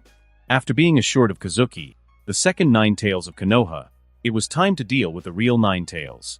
Kushina, are you ready? Mito-sama, I can do it. Mito nodded and began making seals to release the seal on the Nine Tails. Suddenly, a violent mass of ominous orange chakra appeared around Mito, swirling violently, trying to break free from her body. The Nine Tails' dense chakra fluctuated from orange-red to blood-red, until it turned a deep crimson hue. The Nine Tails' chakra concentrated, forming a fox head in the air that roared furiously, echoing in the ears of everyone present. The shinobi present, who made up the core of Konoha, frowned as they felt the intensity of that chakra. Not only was the chakra level shocking, but the ominous feeling in it made people feel daunted, as if it gathered all the negative emotions. Even if they got close, they would have bad memories in their minds, and evil thoughts would grow involuntarily. Uzumaki Mito's face remained unchanged. He clasped his hands together, and the golden chain as thick as his wrist tightly wrapped around the newly condensed head of the Nine Tails, binding it tightly. Uzumaki Mito. You will regret it, you will regret it. The Nine Tails struggled madly and roared, how many times have I told you that I didn't lie to you? That kid is problematic. Uzumaki Mito smiled and manipulated the chain to tie the Nine Tails' mouth tightly together. The Nine Tail became even more furious, and its slender vertical pupils were about to burst, and when it saw Kazuki standing in the front row, it twisted harder, as if it had a lot to say, but Uzumaki Mito didn't give it this opportunity. Even if the seal was lifted and the vitality was lost in large quantities, Uzumaki Mito still firmly controlled this monster that made countless people in Konoha and the shinobi world afraid. Uzumaki Mito motioned Kushina to come closer. Kushina walked over quickly, staring at the Nine Tail entangled by the adamantine sealing chains, and took a deep breath. This terrible monster. Would it become a part of her? Uzumaki Mito smiled. Don't worry, Kushina, you are different from it, you are not alone. The golden chains intensified, destroying the shape of the fox's head and channeling the Nine Tails chakra directly towards Kushina. Under the powerful effect of the Nine Tails chakra, Kushina's expression became painful, and her red hair fluttered wildly. Mito watched with a slight shadow of disappointment in her gaze. It wasn't exactly the result she was hoping for. With this reaction, she feared that Kushina would only be able to restrain the Nine Tails and not use it as a weapon, just a tactical deterrent. But fortunately, there is Kazuki. Kazuki, who has the Sharingan and the adamantine sealing chains, should be able to help Kushina master the power of the Nine Tails, right? Uzumaki Mito chuckled. This might be a little difficult. After all, the Nine Tails inexplicably had a strong hostility towards Kazuki. However, that was a story for later. Uzumaki Mito stopped thinking about it. As the Jinchuriki of Konoha's 9 tails, she had fulfilled her duty to the limit. It was time to leave those thoughts behind and accept her own ending. When the 9 tails chakra was fully transmitted into Kushina's body, Uzumaki Mito placed her palm on her abdomen. A vortex-shaped pattern with mysterious patterns engraved around it gathered all the surging 9 tails chakra into it and sealed it tightly. 4 symbol seal. Uzumaki Mito breathed a sigh of relief. Her last mission as a kunoichi was finally completed. Kushina forced a smile. Mito-sama, the seal is successful. Minato stood behind Kazuki, looking at Kushina nervously, his fists gradually clenched. He knew Kushina was strong, but becoming the 9 tails Jinchuriki would test her mental strength like never before. The most important thing was that as Kushina's lover, Minato could only help her in a limited way. Mito nodded, slowly sat down on the chair, smiled and glanced at everyone, saying her final goodbye. Her life began the final countdown. At this moment, even Danzo felt respect from the bottom of his heart. As a Konoha kunoichi, 9 tails Jinchuriki, and the widow of the first Hokage, Uzumaki Mito could not have done better. Hashirama, I'll be with you soon. Mito whispered to herself, closing her eyes slowly and peacefully. Mito's life came to an end in silence. Sarutobi Hiruzen's heart trembled. Although he had prepared himself mentally, he still felt nervous when this moment really came. Uzumaki Mito's death means too much. It's not just the change of the 9 tails Jinchuriki. With the news of her death, the restless hearts of other shinobi villages might begin to beat wildly, anticipating the opportune moment to unleash war. Sarutobi Hiruzen knows that other shinobi villages do not lack the courage to attack Konoha, but they are just waiting for a perfect opportunity. But now, it's not the time to consider these. Sarutobi Hiruzen and Tsunade looked at each other, then slowly walked into the inner room, carrying a Sengoku period-style coffin. Tsunade walked forward slowly, and gently carried Uzumaki Mito into it, with a green glow in her hands, tidying up the final appearance for her grandmother. After the coffin entering ceremony, Sarutobi Hiruzen turned around and said in a deep voice, "Everyone, a new era has begun. I ask each of you to strive even harder for the good of the village and the legacy of the Will of Fire." Yes. They all responded in unison. But at this moment, Shimura Danzo slowly said, "Hiruzen, how will the funeral of Mito-sama be held?" The death of Mito-sama means a lot. If other shinobi villages know this news, it will be very disadvantageous to us. After all, we can't know whether the new 9 tails Jinchuriki can control the power in her body. Kazuki chuckled. In Shimura Danzo's heart, Kushina has lost her name since she became a Jinchuriki. "Tobirama, your disciple seems a bit extreme, doesn't he?" Kazuki sighed. Keeping the death a secret does objectively bring a period of stability to Konoha, but it is disheartening. What do you think? Senju Tobirama's face was not good either. Shimura Danzo's performance made him feel embarrassed in front of Kazuki. "Kid, if Danzo really thought like you, there would be no problem. He's just too cold." Senju Tobirama narrowed his eyes. "But what I'm worried about is that Danzo is still setting a trap for Monkey at this time." Kazuki smiled. Although he had guessed it in his mind, he still asked, "How can this be a trap? Assistant Danzo simply has low emotional intelligence." Senju Tobirama stared at Shimura Danzo and said slowly, "You have seen Kushina's performance. She can't control the 9 tails very well. This is a fact. But even if Mito's funeral faces various situations, it can't be held privately, let alone keep it secret. Even if Monkey is the Hokage, if he did so, it would be a devastating blow to his reputation and popularity. But if Kushina has problems later, Danzo's words will give him a reason to self-promote and attack Monkey." Kazuki frowned and said softly, "Tobirama, aren't you thinking too much?" Senju Tobirama snorted coldly. Sitting in that position, in such a critical situation, every word has a purpose and benefit. Danzo's words make me very unhappy. Senju Tobirama's eyes flashed with anger. The violent means that Shimura Danzo used to deal with Kazuki had made him have a different view of this former student. And today, Tobirama was convinced that the current Hokage advisor did not have in mind his final wishes for unity and peace, but rather for constant competition for power. Kazuki shook his head. "Everything is so complicated, Tobirama. The truth and falsehood between people seem to be a problem that even the Will of Fire cannot solve." Senju Tobirama's face froze. But Kazuki was telling the truth. If the will of fire can make everyone sincere, it would be the strongest Jinjutsu in the shinobi world, not just a slogan to unite people's hearts. Just as Tobirama had interpreted it. Hiruzen's expression turned grim at the sight of Danzo's seemingly pleased attitude and said in a deep voice, "Danzo, you are too presumptuous." Sarutobi Hiruzen was rarely angry, but Shimura Danzo did not refute as usual, but laughed coldly. "You are the Hokage, Hiruzen. Do what you think is right. As the Hokage's assistant, I am only offering you some suggestions." In Shimura Danzo's opinion, this was just a casual move. Anyway, those present were all Sarutobi Hiruzen's disciples. No matter what he did or whether his words were pleasing, these people could not be in the same camp with him, and his words would not affect his future competition for the position of Hokage. But as long as he brought this matter up, if one day the Nine-Tails Jinchuriki went mad and Konoha was forced by other shinobi villages into a precarious situation, there would be much to talk about, and Sarutobi Hiruzen would bear a great responsibility. But what Shimura Danzo didn't expect was that not only Sarutobi Hiruzen's disciples and teammates were present, but also his sensei, who was silently looking at him with extremely dissatisfied eyes. Sarutobi Hiruzen calmed down, looked around at everyone, and said in a deep voice, "At the funeral of Mito-sama, all Konoha shinobi must be present, including the children of the ninja school. We, the shinobi of Konoha, rely on the strength of everyone. Although Mito-sama's death is extremely sad, as long as everyone is still here, there is nothing to fear. If other shinobi villages make a move, we will respond. If they want to provoke a war, then we will fight." Sarutobi Hiruzen seemed to be provoked by Shimura Danzo, and his words became fierce.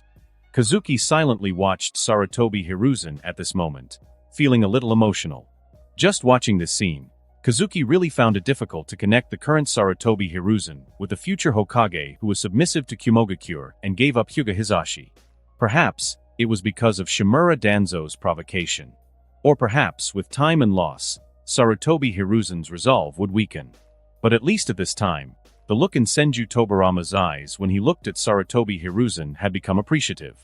Jiraiya, Tsunade, Namake's Minato and others had firm eyes, and seemed to agree with Sarutobi Hiruzen's words. Kushina also looked at Sarutobi Hiruzen with gratitude, and Orochimaru's eyes also flashed with an inexplicable brilliance. No matter what, Sarutobi Hiruzen's words were very encouraging. "Tsunade, Kushina and Kazuki, you stay. There are other instructions in Mito-sama's will." Sarutobi Hiruzen waved his hand. "The others can leave first." Shimura Danzo snorted coldly, turned around without hesitation, and left first. Namake's Minato looked at Kushina with concern, but since Sarutobi Hiruzen didn't mention him, he could only leave first. When the others had left, Sarutobi Hiruzen sighed and said softly, "Mito-sama, in her final wishes, asked that the four of us carry her coffin, to give her one last look at Konoha. As for the range, it will be within the barrier left by Mito-sama." Sarutobi Hiruzen looked at Kushina. "Kushina, you have to try to control your emotions. This is your first appearance as the Nine-Tails Jinchuriki, and it concerns many important things. Whether inside or outside the village, your performance will mean a lot." Kushina nodded seriously. "I will do my best, Hokage-sama." But at that moment, inside Kushina's body, the Nine-Tails, bound by chains and burdened with heavy restraints, let out a disdainful laugh. "What can you do? You can't do anything. New container, I can feel confusion, fear, and confusion in your heart. You are the one who feels more restrained than me." Kushina suppressed the Nine-Tails stirring within her and continued to listen to Hiruzen's instructions. Kazuki was keenly aware of the abnormality and patted Kushina's shoulder. "Don't worry, Kushina-nichin. We're all here to help you. As Mito-sama said, you're not alone." Kushina nodded gratefully, but the Nine-Tails in her body reacted even more, erasing its confident look from before, and with a gloomy look, it roared hysterically, "Get away! Get away!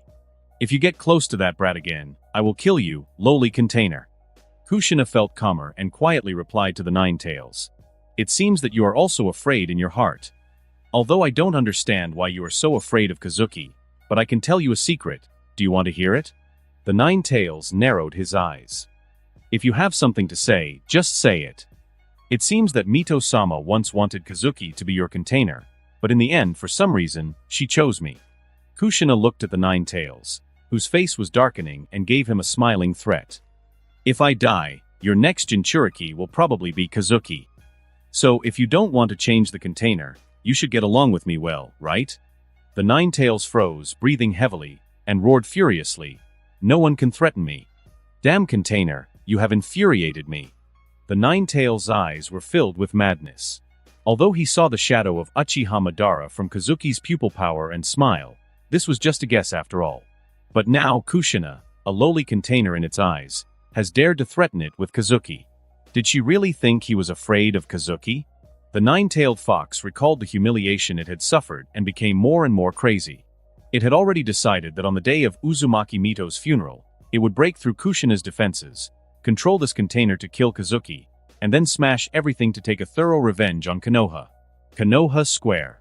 Sarutobi Hiruzen, dressed in black, stood on the main stage with a sad expression. In front of him, all the Konoha shinobi have arrived. They were all dressed in black, with a white flower in their hands, solemnly watching Uzumaki Mito's coffin. Among the prominent clans, only the adult shinobi of the Uchiha clan were on the outer perimeter, collaborating with the ANBU to maintain order at the event. Uchiha Fugaku was dressed in black, looking at Sarutobi Hiruzen on the high platform in the distance with deep eyes, and shook his head. Is this considered suppression? It's hard to say. While the Uchiha clan was allowed to enter, all members of the police force, including him as clan leader, were assigned to guard the event, denying them from participating in the funeral service, which was nothing short of intriguing.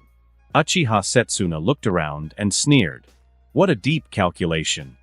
The voice was not loud, but clear enough for the Uchiha and ANBU surrounding him to hear clearly. To his surprise, only a few Uchiha expressed discontent, while others, led by Yashiro, showed an expression of expectation and nervousness, without responding to his words. Uchiha Setsuna frowned. I've already set the pace. Why are so few people paying attention to me? It shouldn't be like this. At that moment, Hiruzen's voice interrupted his thoughts. Mito-sama met the first Hokage in the Sengoku period, and together they managed to bring peace and founded the village of Konoha. Her strength held back the Nine Tails, and with her power she protected her loved ones, striving to keep the shadows of war from covering the village. On the main stage, Sarutobi Hiruzen slowly read the eulogy in his hand, turned around and stared at the black and white photo of Uzumaki Mito. A minute of silence. Everyone present bowed their heads, silently offering their final farewell to Uzumaki Mito, the legendary kunoichi. At the other end of the shinobi world, Uchiha Madara also silently watched Uzumaki Mito's funeral. Although Uzumaki Mito had a normal relationship with him, they had known each other since their youth. Uchiha Madara felt inexplicably sad. After Mito died, he no longer had a contemporary. From then on, he truly became a legend in books and stories, just like a symbol. No one would regard Uchiha Madara as a living person. Izuna, Hashirama, Mito, and the damned Senju Tobirama. Uchiha Madara whispered about the shinobi he was familiar with and shook his head. Am I the only one left? An emotion called loneliness surrounded his heart. Only when he saw Kazuki's figure did Uchiha Madara feel relieved. He also has a new brother, and he will meet Kazuki to discuss how to save the entire shinobi world and bring permanent peace. Mito, you did cause some trouble at the last moment. Uchiha Madara chuckled. Uzumaki Mito's perception ability made White Zetsu TV unable to broadcast Kazuki's movements in real time, making him a little unhappy. In the months before her death, Uzumaki Mito seemed to have an interest in Kazuki, and even taught Kazuki the adamantine sealing chains by some unknown method. Fortunately, everything continued as usual. Under Madara's detailed observation, Kazuki remained the same, and the power in his eyes, so similar to Izuna's, increased at an astonishing speed, so much so that even Madara was astonished. But in any case, this shows that Senju Tobirama's bastard can no longer compete with Izuna, which is a good situation. Madara calmly watched this funeral, his thoughts flying. The death of Uzumaki Mito made Uchiha Madara smell the stench of war. As long as the war begins, with Kazuki's wisdom, he will quickly perceive the ugliness of this shinobi world. Mito-sama's last wish. She wanted to see one last time the village she loved so much. Sarutobi Hiruzen said in a deep voice, Tsunade, Uchiha Kazuki, Uzumaki Kushina, step out. Hearing their name, Kazuki, Tsunade, and Kushina slowly walked forward from the crowd. Together with Hiruzen, they held the four corners of the coffin on their shoulders. Koharu and Hamura stood aside, organizing the attendees and the order of the event. According to Sarutobi Hiruzen's arrangement, the remaining shinobi will hold white flowers in their hands and follow behind them, and finally Kazuki and he will personally send Uzumaki Mito to the grave. Shimura Danzo looked at the scene blankly. Why didn't he know anything about it? He felt like any other Konoha ninja, without the access to information that a Hokage advisor should have, with no choice but to stay there, unable to intervene. However, even he understood that in front of all the Konoha shinobi, even if he had doubts and anger, he had no choice but to swallow his frustration. If he lost his composure at Uzumaki Mito's funeral, even he, the darkness of the shinobi, the leader of the root, would be infamous. Shimura Danzo stared at Sarutobi Hiruzen, and then locked his eyes on Kazuki. The identities of the four people carrying Uzumaki Mito's coffin had deep meaning. Sarutobi Hiruzen, as Hokage, was undisputed. Tsunade, Mito's direct granddaughter, could be understood as a subtle statement about the village's leadership. Furthermore, the recent news about Tsunade overcoming her hemophobia had been widely circulated in Konoha. Kushina, as the last member of the Uzumaki clan in the village, also had the right to be there, and her role as Jinchuriki projected an image of calm and stability for Konoha. But Kazuki's presence was truly enigmatic. Although Kazuki joined Tsunade's team and officially entered the Hokage inheritance system, especially when he was still an Uchiha, it generated all kinds of interpretations. The people carrying the coffin seemed like a hint from Hiruzen, designating Tsunade as the next generation Hokage and Kazuki as the potential successor chosen by the generation following Tsunade's. As for Kushina, her role was more of a symbolic figure. Behind them, under the organization of Koharu and Hamura, the shinobi of Konoha were shocked by the choice of the coffin bearers, but they still followed in an orderly manner, maintaining the solemnity and dignity of the scene. Only Shimura Danzo stood there stunned, until Kazuki began to advance. He understood everything. He, the Hokage's assistant, was isolated. He was the only member of Konoha's upper management who had no knowledge of these arrangements. He couldn't even help organize the event like Hamura and Koharu. He simply had to move forward silently, following the crowd. In a ceremony like this, every detail had deep intention. Many shinobi of Konoha had already noticed the anomaly in Danzo's behavior and recorded it in their memory as valuable information. Shimura Danzo clenched his fists tightly and was extremely angry at the moment, but he could only suppress it in his heart. From the target Shimura Danzo, you get the special talent, Konoha Root. Konoha Root. When fighting with Konoha shinobi, you will be more likely to see through their weaknesses. Kazuki's hand holding the coffin did not move at all, but he was already laughing in his mind. The special talent that Shimura Danzo revealed was the most bizarre Kazuki had ever seen. It was specifically targeted at his own people, which was in line with his domineering style in Konoha. At this moment, the commotion was not exclusive to Danzo. Many shinobi present also exploded gold coins just like Danzo. A strong curiosity towards the host has been detected on the part of Hyuga Hisashi. The target has been linked. A strong impression towards the host has been detected on the part of Aburame Shibi. The target has been linked. Great confusion towards the host on the part of Karama Murakumo has been detected. The target has been linked. The curiosity of Nara Shikaku, Akimichi Choza, Inazuka Hana has been detected. Practically all the renowned shinobi in Konoha directed their gazes towards Kazuki, ignoring even Hiruzen and Tsunade. Kazuki, in his mind, silently thanked Uzumaki Mito. Mito had given Kazuki one last big gift at the last moment. No one understood why a ninja from the Uchiha clan like him was holding Mito's coffin and had quietly risen to such a high position in Konoha's hierarchy. It is worth mentioning that the relationship between the Uchiha clan and Konoha is still very tense now. None of the Uchiha members of the police force are qualified to attend this funeral, even Uchiha Captain Fugaku. What all Konoha shinobi don't know is that this is the result of the discussion between Kazuki and Sarutobi Hiruzen. Sarutobi Hiruzen proposed that some of the Uchiha could attend the funeral, but Kazuki smiled and declined.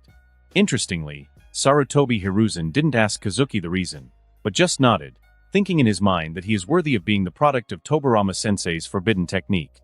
Even though he is an Uchiha, he still continues to target Uchiha so much. But Kazuki was not against the Uchiha clan. He understood that favors should be administered wisely, without revealing all one's cards at once. He wanted all members of the Uchiha clan to fully understand that it was not the power of the clan that earned them recognition and respect among Konoha's higher-ups, but rather he himself, his ability, and his position. Uchiha Heart. This special talent allows Kazuki to obtain a considerable amount of rewards after a little planning. This justified the time and dedication Kazuki invested in them. Slowly, Kazuki's group moved out of the plaza, leading Mito to take in Konoha one last time. Around, several members of the Uchiha clan and Anbu were stunned. Yashiro, Yakushi, Tetsuhi, and Kamahai nearly screamed. Kazuki had told them not to be angry at the Uchiha clan's absence at such an important funeral, and had assured them that he would attend on behalf of the clan. Although these Uchiha trusted Kazuki very much, they never thought that Kazuki would actually carry Uzumaki Mito's coffin, along with Sarutobi Hiruzen, Tsunade, and Kushina. The meaning of this can represent too many things, so many that even the calmest and dullest members of the clan will have wild thoughts. At that moment, the long-awaited position of Hokage seemed more attainable than ever for the Uchiha clan, almost within reach. Especially, Kazuki is still so gentle to the Uchiha clan members. If he can become the clan leader, wouldn't that be much better than having Uchiha Fugaku who always frowns but can't do anything? From the special talent Uchiha Heart, the purity of your Uchiha bloodline has increased and your pupillary power has increased. Kazuki felt his power growing and laughed to himself. Unlike Kazuki's support group led by Uchiha Yashiro, Uchiha Fugaku and Uchiha Setsuna's expressions darkened visibly. Uchiha Fugaku has been detected to have a strong fear of the host. The target has been linked. Uchiha Fugaku stared at Kazuki's back. His heart was in turmoil.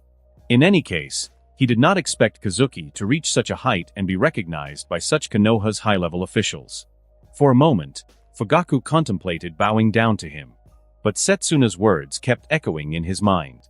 Uchiha Fugaku became more and more gloomy, silently calculating the future in his mind. It is extremely unwise to have a direct conflict with Kazuki, and he must not listen to Uchiha Setsuna's words, but he must try his best to delay it, so that he can hold the position of the Uchiha clan leader in his hands as much as possible until the day his son grows up.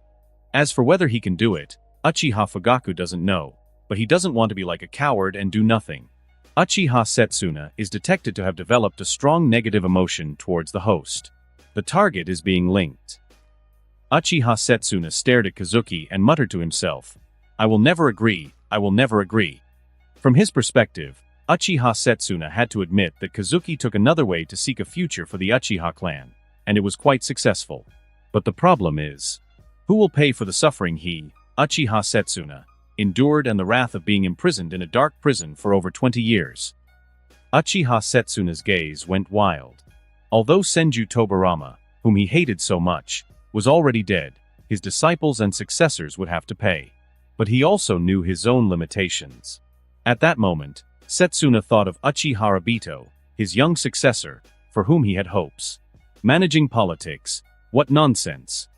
Uchiha Setsuna gritted his teeth and whispered, "Get love, lose love, Obito. I will find a way to make you my sharp sword. The sword that will destroy everything." Meanwhile, Kazuki and his group slowly advanced towards the boundaries of the barrier. According to the original plan, Kushina and Tsunade should stop here, and the rest of the journey will be handed over to Kazuki and Sarutobi Hiruzen. But Kushina felt the extremely quiet Ninetales, and a desire inexplicably ignited in her heart. She thought of Shimura Danzo's words at that time, describing her with the cold word Ninetales Jinchuriki. If she could control herself and walk out of this barrier, would she be recognized by the village? Kushina wanted more and more to be called by her own name instead of Ninetales Jinchuriki, like Uzumaki Mito.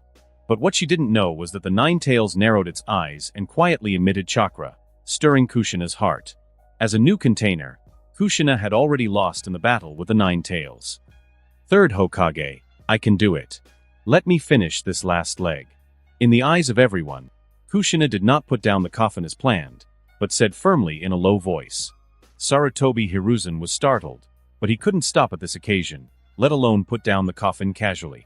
At this time Kazuki whispered, "Trust Kushina, Uncle Hiruzen." Kazuki keenly sensed that Kushina's mood was not right. On such a solemn occasion and on such an important mission, someone like her would not act on a whim. The reason behind her behavior was obvious. It could only be the Ninetales. Coincidentally, not only did the Nine-Tails have murderous intentions towards Kazuki, but Kazuki also missed this big furry fox. Kazuki and Kushina did not let go of the coffin, and both Hiruzen and Tsunade could only continue moving forward towards the edge of the barrier. The instant Kushina crossed the barrier, the Nine-Tails' eyes snapped open, rushing to break the seal containing him. "Who do you think you are, you miserable container? This barrier. You'll never be able to get out of here. You'll die alone and forgotten in this place. Everyone is lying to you, everyone is using you, haven't you noticed? Your so-called companions, the high-level people in this village, have even forgotten your name, and only refer to you as a container. Hurry up, unlock this seal, so that I can help you free from pain." The Nine-Tailed Fox's voice was extremely loud and very tempting, and it instantly attracted Kushina's mind.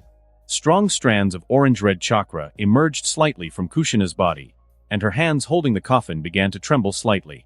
Sarutobi Hiruzen was startled, and Tsunade also quickly realized that something was wrong. The Nine-Tails chakra is too eye-catching. Even a slight leak at this distance will be extremely obvious. Especially next to Uzumaki Mito's coffin, if something goes wrong, it will be a very serious matter. At that moment, Kazuki's eyes glowed with a deep shade of red, and his peripheral vision met Kushina's confused eyes. Immediately, Kushina's will, which had already been weakened, was captured by Kazuki's pupillary power. Her eyes showed the pattern of a Sharingan, and the Nine-Tails chakra returned to her. "Uncle Hiruzen, Tsunade-sensei, I'm going to talk to the Nine-Tails." Kazuki said softly, "Everything will proceed as planned. I can handle it." Sarutobi Hiruzen felt relieved. If something happened in this situation, even he, the Hokage, would not know what to do. He sighed in his mind. He is worthy of being the second Nine-Tails of Konoha created by Tobirama Sensei. "Sensei, your forbidden techniques have given the village a new hope." In Kushina's inner world, she was struggling with the Nine-Tails, and Kazuki's figure slowly emerged. Kushina looked into his eyes, but before she knew it, her vision blurred, and she fell to her knees. Kazuki looked at the Nine-Tails and smiled a familiar arrogant smile. With a calm voice, he spoke to him, "Nine-Tails, we meet again. Do you still remember me?" The Nine-Tails' eyes opened wide. In that instant, he sensed Kazuki's pupillary power up close, solid and familiar. The fear he had once felt returned in a single heartbeat. It was not an illusion, nor a mistake. Kazuki's essence, which came from the lineage of Uchiha Madara and Izuna's pupil power, left him with no room for doubt. Kazuki is definitely the reincarnation of Uchiha Madara's chakra, or a descendant. "Who are you, kid? Tell me who you are." The Nine-Tailed Fox roared hysterically, but its roar no longer had the magic to seduce people under the suppression of Kazuki's pupil power and the seal. It was just like the barking of a powerless, defeated dog, which only sounded pitiful. "Let me introduce myself. My name is Uchiha Kazuki," Kazuki said, pulling on the connection of the summoning contract with the Nine-Tails. "I am also your master." Kazuki's humiliating words made the Nine-Tailed Fox even more angry, but at the same time, panic and fear surged in his heart. How could this brat control the contract that Madara had forced him to accept?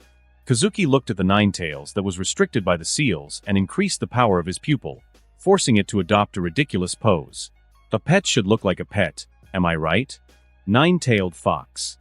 Kazuki, seeing the Nine-Tails completely perplexed, shook his head. "I hope you can break free from the seal and let me be your Jinchuriki. I think we will have a very happy life. I will come to see you often if I have the chance in the future, cute fox." Kazuki waved him goodbye. From the target Nine-Tailed Fox, you gain the ability to perceive good and evil. After Kazuki disappeared, the Nine-Tails, still trembling, lay down on the ground, feeling terrified and exhausted. For now, the beast just wanted to rest and forget about the recent humiliation. He wondered who Kazuki really was. The reincarnation of Uchiha Madara's chakra? Not really. Kazuki's words were too polite, and he didn't even use the word beast to describe him. Is that the descendant of Uchiha Madara? It seems that there is only this possibility. But who is the child born to? The Nine-Tails sank into deep thought. In the outside world, Kazuki and others had already walked into the tomb that had been prepared long ago and made the final burial for Uzumaki Mito. Thus, the burial ceremony was completed. Sarutobi Hiruzen and Kazuki stood by, watching the Konoha shinobi come over one by one and say goodbye. Kazuki, thanks to you. Uncle Hiruzen, this is what I should do. Uchiha Madara, who was watching the scene, smiled and shook his head. At first, Mito's attempt to gain Kazuki's loyalty had seemed like a complicated strategy. Kazuki was still a child after all. Would such a high-standard treatment make him lost? But everything changed when Kushina lost control. At that moment, Madara glimpsed a pupil power that reminded him of his own when he was young. That overwhelming power, overflowing and full of arrogance. It was a power similar to Izuna's, but at that instant, Madara felt that Kazuki was more like himself. With power like that, Madara didn't believe for a second that an Uchiha like Kazuki would remain trapped in Konoha's mediocrity. Meanwhile, Minato, Jiraiya, and Orochimaru watched the ceremony in silence. Each of them pondered Kazuki's position and what this moment could mean for the future of Konoha and the shinobi world, and for their own destiny. However, there was someone who did not share those deep thoughts. After the funeral, that person approached Sarutobi Hiruzen with a frown and a face full of anger. Shimura Danzo slammed the table in the Hokage's office and roared, "Hiruzen, what kind of arrangement is this? How is it possible that Uchiha Kazuki was given the honor of carrying Mito-sama's coffin? Why didn't you consult me? Do you still have me, the Hokage's assistant, in your eyes?" Sarutobi Hiruzen glanced at him, slowly took out his pipe, took a puff, exhaled a long puff of smoke, and said coldly after a moment, "Why, you are not convinced? What's wrong? You're not convinced?" Sarutobi Hiruzen asked disdainfully, which stunned Danzo, who was accusing him. Danzo was full of anger and was ready to stand on the moral high ground and criticize Sarutobi Hiruzen. Who would understand him? He worked hard all his life to climb to the position of assistant to the Hokage, but at the age of 48, he still looked like a minion at the funeral of Uzumaki Mito. Kazuki carried the coffin for Uzumaki Mito, which stimulated the emotions of many shinobi in Konoha. But the one who was most stimulated was none other than Shimura Danzo. He was almost crazy. All along, Shimura Danzo thought that he, the assistant to the Hokage, was infinitely close to the position of Hokage. He has made contributions to Konoha, shed blood for the will of fire and led the route. Even Sarutobi Hiruzen, the Hokage, is considered inferior to him by Shimura Danzo. If there is no root carrying the burden, how can Konoha have a peaceful life? The real work, the work that really counted, was done by him. Sarutobi Hiruzen is just talking empty words and dealing with superficial things, which has no real value. For Danzo, the reason why Hiruzen had not yet appointed a successor as Hokage, despite Tsunade's evident recovery and the tensions between Jiraiya and Orochimaru, was largely because of him. Without experiencing a war, it is indeed difficult for Sarutobi Hiruzen to determine the candidate for the next generation of Hokage. After all, with such a qualified assistant like him around, Hiruzen had to show something convincing to get him away.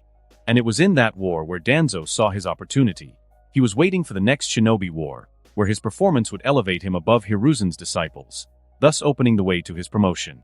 However, Kazuki's role in Uzumaki Mito's funeral completely destroyed his hopes. Wasn't the next Hokage already designated? Even the successor was already clear. Shimura Danzo was extremely angry.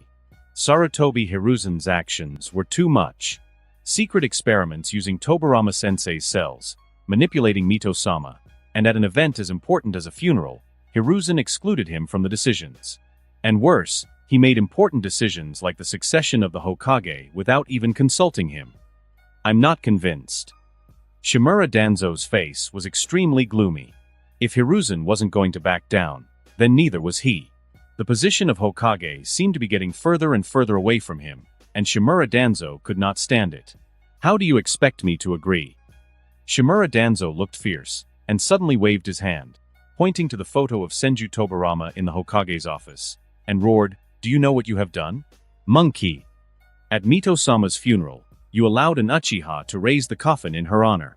Have you gone mad? Look at Tobirama-sensei's photo. Take a good look at it. Tell me, have you forgotten that Sensei told us to be on the lookout for the Uchiha clan?"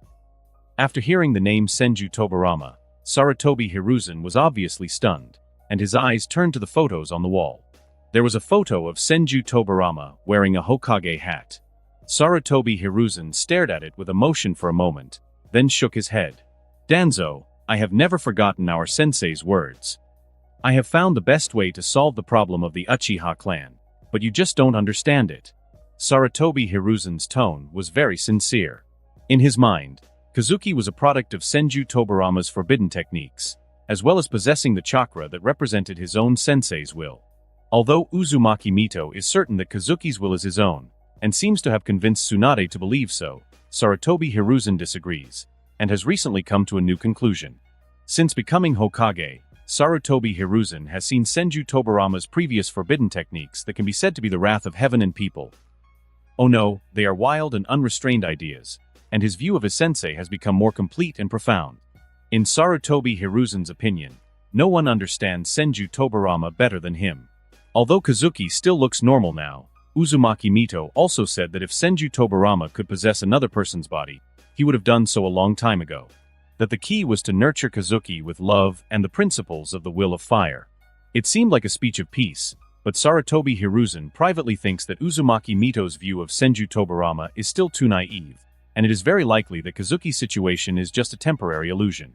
His sensei would definitely want to possess an Uchiha, not just use chakra to influence him. Kazuki's rampage is likely due to the fact that Senju Tobirama's chakra is exerting its power. Sarutobi Hiruzen deeply remembers that Kazuki even looks like Senju Tobirama when throwing out the Flying Thunder God technique. Is this okay? Although Uzumaki Mito told Sarutobi Hiruzen very confidently that Kazuki is Kazuki. However, Hiruzen had already made a defiant decision. He believes that Kazuki will become more and more like Senju Tobirama, and may even sooner or later become his sensei one day. In particular, recently there is a piece of irrefutable evidence that Uzumaki Mito was unable to see. When preparing for the funeral, Sarutobi Hiruzen asked Kazuki if he needed to give the Uchiha clan a special position. Each clan had a certain position in an event of such magnitude. After all, Kazuki seems to have a good relationship with some members of the Uchiha clan. As the Hokage, if he gives Kazuki a little care and lets him show favor to the Uchiha clan and win people's hearts, Sarutobi Hiruzen is happy to do it. But Kazuki surprised him by rejecting the idea and requesting that the Uchiha members of the police force be on duty, allowing only minors to attend. Hiruzen was initially shocked, but as he reflected back at home, he found the situation alarming. With Kazuki's gentle personality and sincere will of fire, he would never treat his clan like this. Sarutobi Hiruzen has never seen Kazuki have any ill will towards any Konoha shinobi. Even Sarutobi Hiruzen himself has never thought of letting the entire Konoha police force be on duty instead of participating in Mito's funeral. This overly extreme taste is very familiar to Sarutobi Hiruzen, and he suddenly realized it in an instant. Was Kazuki really Kazuki? For Hiruzen, the answer was, yes for now. Kazuki may be Kazuki today and may also be Kazuki tomorrow. But next year, the year after, or any day, Sarutobi Hiruzen has already prepared himself mentally, seeing Kazuki with his extremely familiar sharp eyes, and then calling him monkey. And with this idea, Sarutobi Hiruzen's attitude towards Kazuki is also changing. Let alone carrying the coffin for Uzumaki Mito, now he rarely uses the telescope technique to observe Kazuki. Sarutobi Hiruzen was in a complicated mood. He really liked Kazuki. But his sensei did such a thing, and it was for Konoha. Sarutobi Hiruzen could only shake his head and say that there was nothing he could do. Shimura Danzo stared at Sarutobi Hiruzen's profile. His anger grew even stronger. What a hypocritical monkey. Looking at the teacher's photo, you can still remain calm. Do you still have the will of fire in your heart? Hiruzen, you have gone too far by letting an Uchiha enter the master-disciple inheritance sequence of the village. Shimura Danzo slammed the table, furious. If Sarutobi Hiruzen hadn't come at that time, Kazuki would have been his student. The despicable Hiruzen took the opportunity to imprison him for 3 months and took Kazuki into his own school. Shimura Danzo recalled the past about Kazuki, and his emotions became more and more agitated. He said in a stern voice, "Do you really think I don't know what you did?" That day at the training camp, I arrived on time, and I know that Kazuki was carrying Tobirama-sensei's chakra. At this moment, Sarutobi Hiruzen's face suddenly changed. Shimura Danzo looked at Sarutobi Hiruzen's expression, smiled triumphantly, and continued, "On the one hand, you don't let me do human experiments, but on the other hand, you are working hard on your own research? Monkey, you are digging your own grave. You have injected Tobirama-sensei's cells into Uchiha Kazuki's body to create your own tool. This is madness. I see. You do all this just to perpetuate your power, elevating Kazuki's status by using Mito-sama's funeral, intending for all the shinobi in the village to see him as a candidate for Hokage. I ask you, what did you do to Uchiha Kazuki? How many curse seals did you cast? Are you sure you can control him? Shimura Danzo looked at Sarutobi Hiruzen's increasingly dark face and shook his head. Using Tobirama-sensei's cells to strengthen an Uchiha and then trying to control him with cursed seals to act as your puppet Hokage. You are truly amazing. Homura and Koharu don't dare to challenge you. Your disciples indulge you. But in Konoha there is still me, the Hokage's advisor. No one can be the Hokage for a lifetime, Hiruzen. It's not too late to turn back now. At that moment, Shimura Danzo seemed illuminated by a sudden nobility that dispelled his usual gloomy air. He looked imposing. However, deep inside, he couldn't help but admire Sarutobi Hiruzen's cunning. Don't say it, it's pretty awesome. This is Hiruzen, able to do such dark things with the utmost ease, something that even he, the darkness of the shinobi, found shocking. And that concludes this episode. If you enjoyed it, I'd seriously love it if you guys could leave a like on the video, as it genuinely helps out so much, and it keeps me going, plus it takes only 1 second. That said, have a wonderful day. See you in the next one.